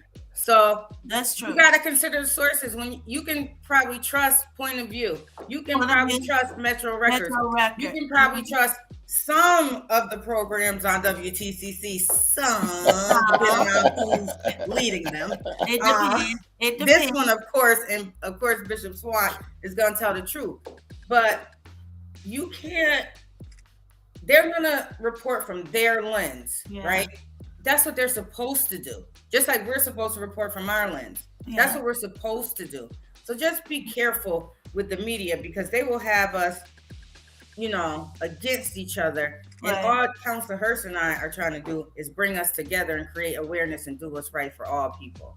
Yeah, and they're doing a good job. See, that is what is at y'all core, as individuals, as people, right? It's about unity. It's about doing the right thing. But, what they tend to do is separate y'all, because y'all are trying to maintain that unity. Y'all trying to maintain, that activism, speaking up for what's right for Black folks and for the community, right? For the community as a whole, just maintaining that, and speaking up for justice and this, that, and the other. And they try to make y'all look like y'all trying to bring division and separation and this, that, and the other one. That's actually what they're doing to you, too. That's what I've seen. But let me tell you what my biggest fear is. My biggest fear, and I believe it's happening. Y'all tell me if I'm wrong. My biggest fear has always been, and I'm gonna try to maintain my emotions with this, because when we think about the amount of suffering Black folk have endured over the last 2.5 years, the losses and the sacrifices that have been made, even while we were losing and burying our family members and our loved ones, we was also still at the same time simultaneously working, to help hold on to democracy in this country. I remember, really being inspired to get out there and start doing some of the stuff that I was doing, or whatever. And I remember talking to my mother, and my mother was really proud of me. And my mother was, expressing to me, do this, do that. I'm so proud of you, da, da, da, da, da. I remember her holding on long enough to see Biden and Kamala elected, and then she died a week later from COVID. So, when you kind of just, bring all of that together, right? And knowing, that, we're the ones, right? Holding this banner of justice, even through this pandemic. And then to know that it's because of our blood and our bodies and our sacrifice that these monies have even been created to be allocated back into the community in the first place. My biggest fear is we're not going to benefit at all from it. And then when this pandemic is over and we're able to look at what's going on in the community, we're not going to be able to see nothing different or nothing changed or nothing for the better, because of the sacrifices that were made during the pandemic. That's my biggest fear. And I really get emotional about it. And I really get anxiety filled, worried about it, because the sacrifice has been made already, right? And we're still in the pandemic, but the sacrifice has been made already. Now we ought to start to see what the benefits to that sacrifice is going to be. I give you an example. Y'all remember the tornado, what was it, 10, 12 years ago? 12, 13 years, I lose my count because of COVID. But, about 12 years ago, however long ago, my husband was out of town at the time. But that tornado tore the roof off of the church. It tore the roof off of the church. And when we first looked at, we was like, oh my God, how are we gonna be able to, what, how are we gonna come back from this? That's expensive, or whatever the case may be. Well, we have a historical building that we're in. Our church was a school at first. It was a school. One of the first schools, I think, or oldest schools. It should have been a historical landmark, to be quite honest with you. But it was one of the oldest schools in the city of Springfield. But anyway, going through that process of, collecting the insurance money or whatever, we were not only able to put a new roof on the church, but we was also able to do some other things that needed to be done in the church. And so to me, that's what sacrifice looks like. Sacrifice looks like, okay, the sacrifice has been made. The roof was torn off the church. Or my mama died. My brother died, or whatever case may be. But when you benefit from the sacrifice that was made, right? You not only get to replace, in which we know we can't replace my mother, my brother, but you see kind of their legacy in physical form, if you will, right? So the roof was replaced, but we also got new pews, we got new flooring, we got new, whatever, new toilets, new this, new that, or whatever, because it was a benefit to the sacrifice that had been made. And I don't see that playing out in that way. And that's very upsetting. That is very upsetting. So first I want to say sorry about your losses and your family's losses, because I remember talking to you during that time and things like that, and it was so hard for you, and I can't even imagine, you know what I mean? So I wanted to say sorry to everybody who lost someone during a difficult time, but you're absolutely right. There needs to be a benefit for the frontline workers, for the hard workers, which are historically Black and brown folks, right, throughout the country, because those are the jobs that we have, right? Right. But as long as there is breath in this body, we are going to fight to make sure that money goes to the city residents that need it the most. And I meet with them every 2 weeks on the ARPA funds to make sure, see how it's spending. And Councilor Hurst keep bringing it up. Like only about 500,000-600,000 done went out of the 123 million. We're probably about down to 60 something. And about 500,000 or so has went to the community so far. And Councilor Hurst just keep bringing that up. And I want demographics. I want where this money is going. So we've been having a hard time getting information from the city. And I want y'all to look at this. This administration, maybe the mayor may have been a good person at one time, but right now, power corrupts. Absolute power corrupts, absolutely. And this is not his money to play with. It's ours. It's ours. And he should be doing the right thing with it. And if you got an administration that's not doing the right thing for the residents of the city of Springfield, then the administration needs to change. Right. We need a good person, a fighter, someone who's going to do what's right for the residents of the city of Springfield, someone who is vested 100% for all people. And for me, that's Councilor Hurst. Right. And I'm going to back him, and I'm going to fight for him, and I'm going to be out on the streets, and I'm going to speak at every event. And every time I get on this phone, I'm going to talk about the great character, the great person he is. Maybe he's not as visible as I was, because that's who I am. I'm a community person. I get out there, I'm going to make it happen. We're going to have fun. We're going to go home. His children are smaller than mine. Mine are grown. So I have more time to be visible. But when I said behind the scenes, he is my sounding board. He'd be like, well, Treese, maybe you should do this. Because sometimes I'll be ready to explode, guys. I'm a firecracker.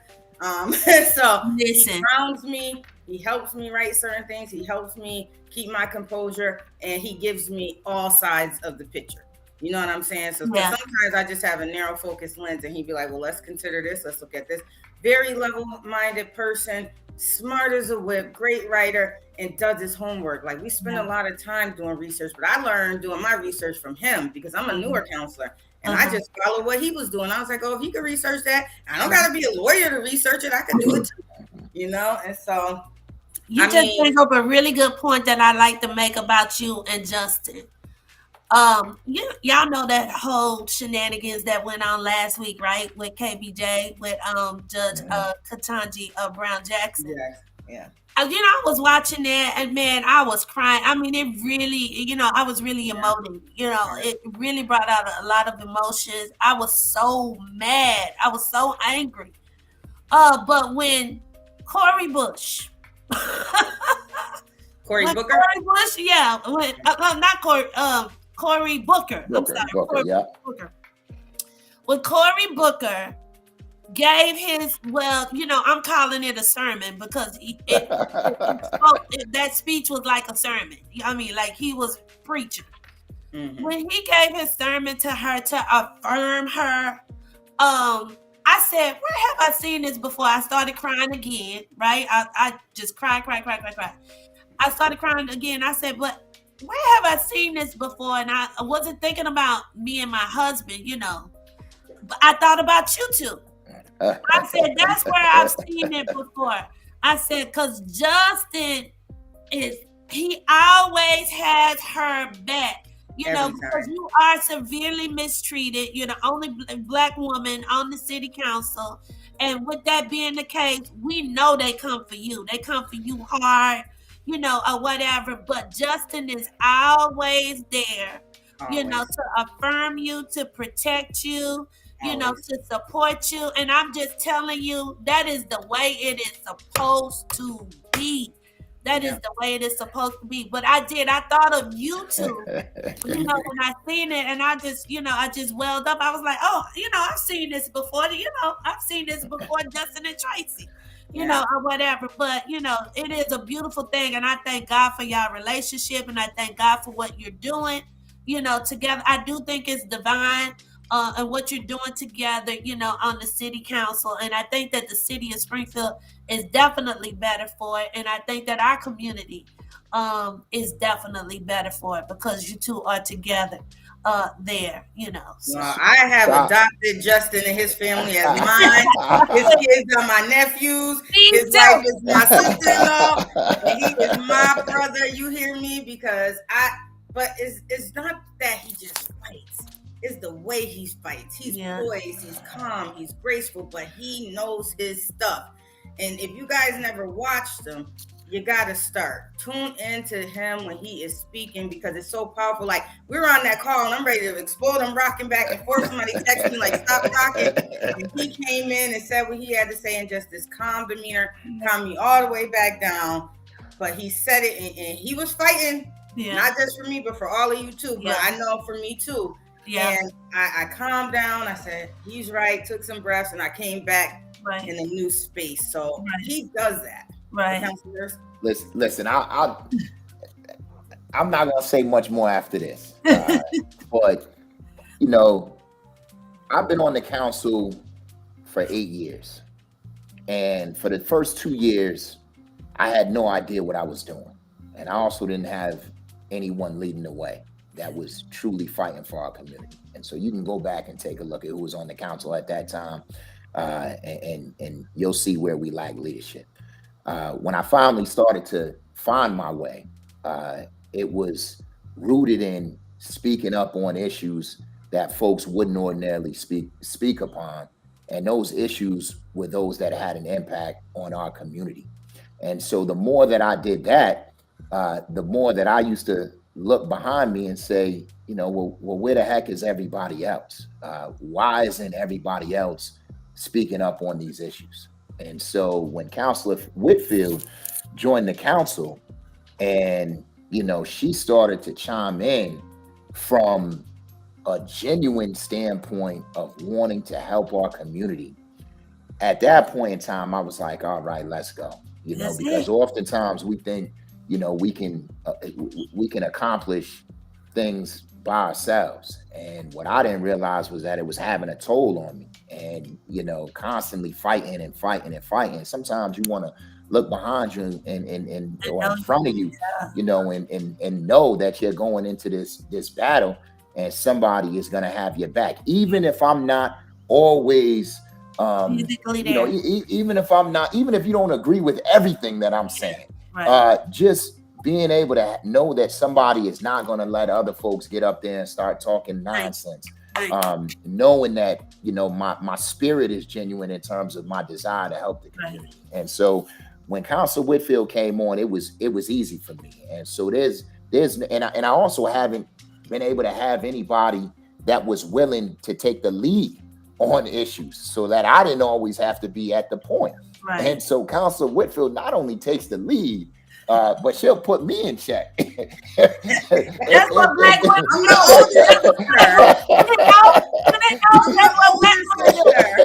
if I start to veer off, there'll be times where Councilor Whitfield and I, we'll be getting at it. And, at the end of the day, either I'll come around or she'll come around, but it's all, it's all about the community and it's all about our people. And at the end of the day, even if we do disagree, which is very rarely, we know that we have a goal in mind, and that's to better our community and especially our folks. And so whatever that takes, and I'll be damned if I'm gonna let anybody come in and try to destroy the one or certainly the first woman of color that I've had serve with me on the city council, black woman of color.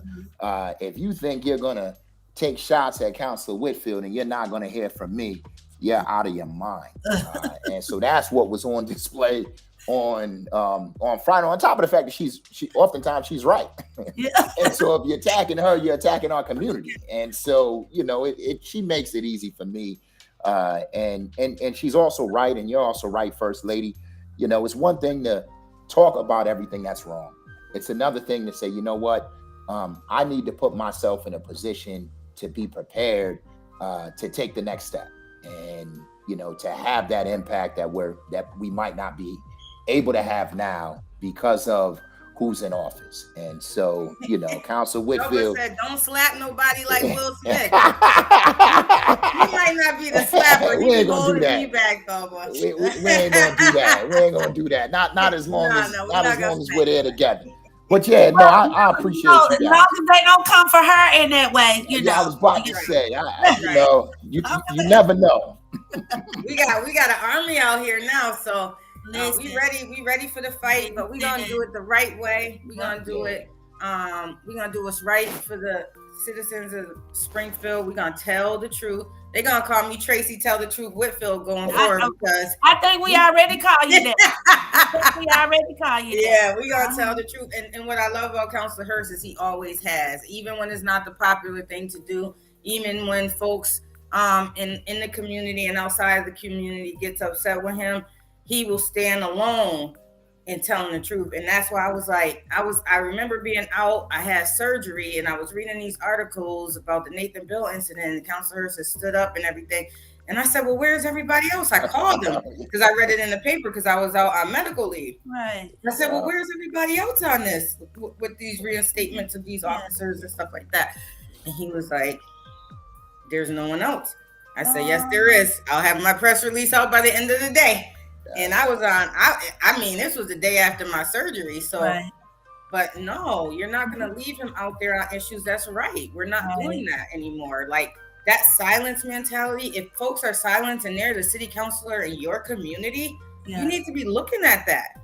We're both at large, so we're for the whole city. Right. But if you got ward counselors that you never hear, that's taking photo opportunities whenever they can with folks that are doing you all wrong. Mm-hmm. When I say you all, includes me, because I'm a property owner here. Right. If you see that all the time, you got to look at the alignments and things that's going on out here now, guys. We got to wake up. Right. We got to wake up. You got folks out here ready to educate on what's really going on in the city of Springfield. If you're not asking these questions, that's on you. Right. But we got to wake up together as a community and get right folks in place so we can really grow this city. This city should be much further along than it is right now. Exactly. That's my point. So it is, oh God, it's 10 minutes after 11. Yeah. I'm so sorry that I held y'all past the hour. See, I told you that, those 50 minutes go by really fast when you're having good, robust conversations and, and giving out honest information, right? So the first thing I need to say is that I need y'all to come back. Okay, yeah, I need y'all to come back. As a matter of fact, this probably needs to be a consistent thing because we need the information and we need to use our platforms certainly to spread the information. That's the other thing that I want to commend you both for. I think that y'all use your platform not just as city council people, but also like your Facebook pages and stuff. You try to do a good job in using your Facebook profiles and things like of that nature to also give information as to what's going on in the community. But I want to encourage everybody, please email the mayor. I'm going to email the mayor today. Leave a voicemail message, for the mayor, and maybe his chief of staff, or whatever, basically harass him, do whatever you need to do to get the message across that, okay, you need to, be more consciously aware of the decisions that you're making concerning this free money and concerning this ARPA money, and making sure that you are investing in the kinds of programs that are benefiting the community, investing in even properties that are going to benefit the community. He needs to have more of a steady vision about that money, or whatever, and making sure that it gets placed back into our community in a way to where we benefit and to where we also are invested in. So that could be everything that you already brought up, but housing is really, really big, for me, and and securing housing. So you know what I mean. So securing housing, affordable housing, but also people who own their house, like we do, or whatever, making it or helping us to keep our house and maintain our house. It's just so many things that's important, or whatever. But to where it also benefits the revenue of our schools, of our hospitals, and and all of that stuff. So y'all are helping us make all of those connections as well. So I've encouraged the people to do that. I'm also encouraging the people to go to Focus Springfield, and watch the meeting that took place on last Thursday, as the city council member Tracy and Justin have told us to do. So again, so we'll be more informed about what we are requesting or what action we do want the mayor to take, and then let's expose some of this corruption. I think it's really important that Tracy and Justin know that the residents have their back, even if the rest of the city council don't. I think it's probably more important to them that they know that we are here, and we got them, and that we are plotting and we are planning, or whatever. You don't need to know what we're doing, but we plotting and we are planning and we paying attention. I think that's really important to know that we are paying attention. What else did I need to say? It was something along those lines, but I think that's pretty much it. As far as like what we need to do, right? Or did I forget anything? No, I think we just need to stand together, get the information. I got like 1 minute left, so I just wanted to give my closing remark, if that's okay with you. Okay, sure. First Lady, yep. I just want to say thank everybody who's watching. I hope you're really listening. You can always call me, 413-221-4443. Text is a better method for me than phone calls, but if you need to call, do that too, 413-221-4443. But I wanted to just encourage us all to be encouraged and do the right thing and stand up for what's right. But don't let city councilors off the hook either. It's not just the mayor. We voted this in, not Councilor Hurst and I. We were the only no's. but the council voted this money in that could have went to all those services and supports that you said. We have gun violence going out the roof, and we don't have no real money going toward targeting that. And I think housing for some of these men on the street, jobs, transportation, and things like that will help turn their life around. Yet, where are the programs for that? So I'm working behind the scenes with Councilor Hurst on a program for that. Councilor Hurst got a big announcement coming up that he's been putting his sweat equity in to help even more disadvantaged people. I'm not going to throw his information out there. Hours. Okay. Hours.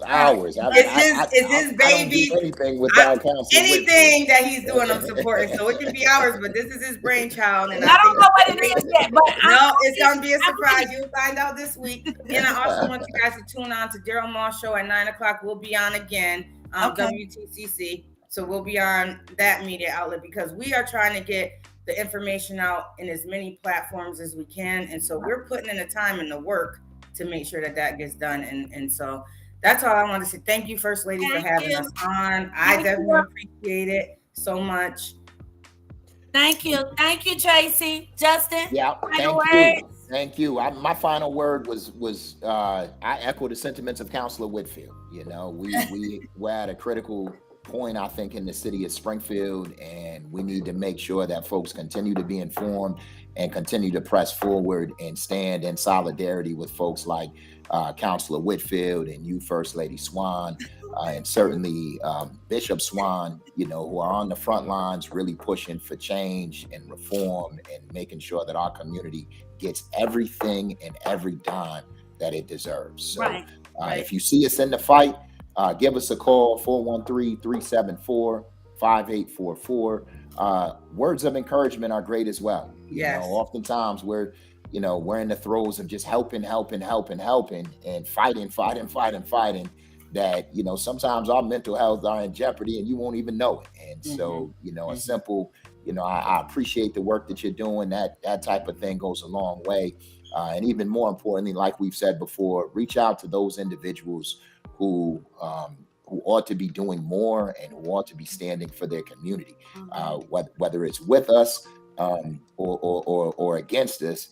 Stand with our community, right? And I imagine that at the end of the day, we'll all be aligned. If that truly is your mindset. With that said, First Lady, thank you for having me, and thank you for those of you who are tuning in. No, thank you to both of you for coming.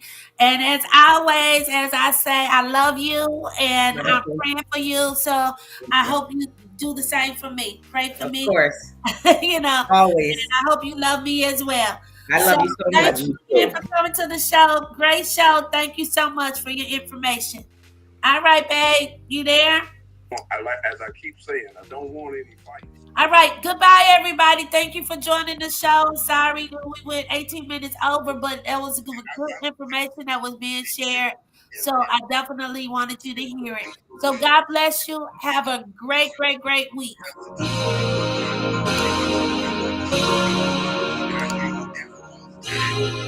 is no secret that you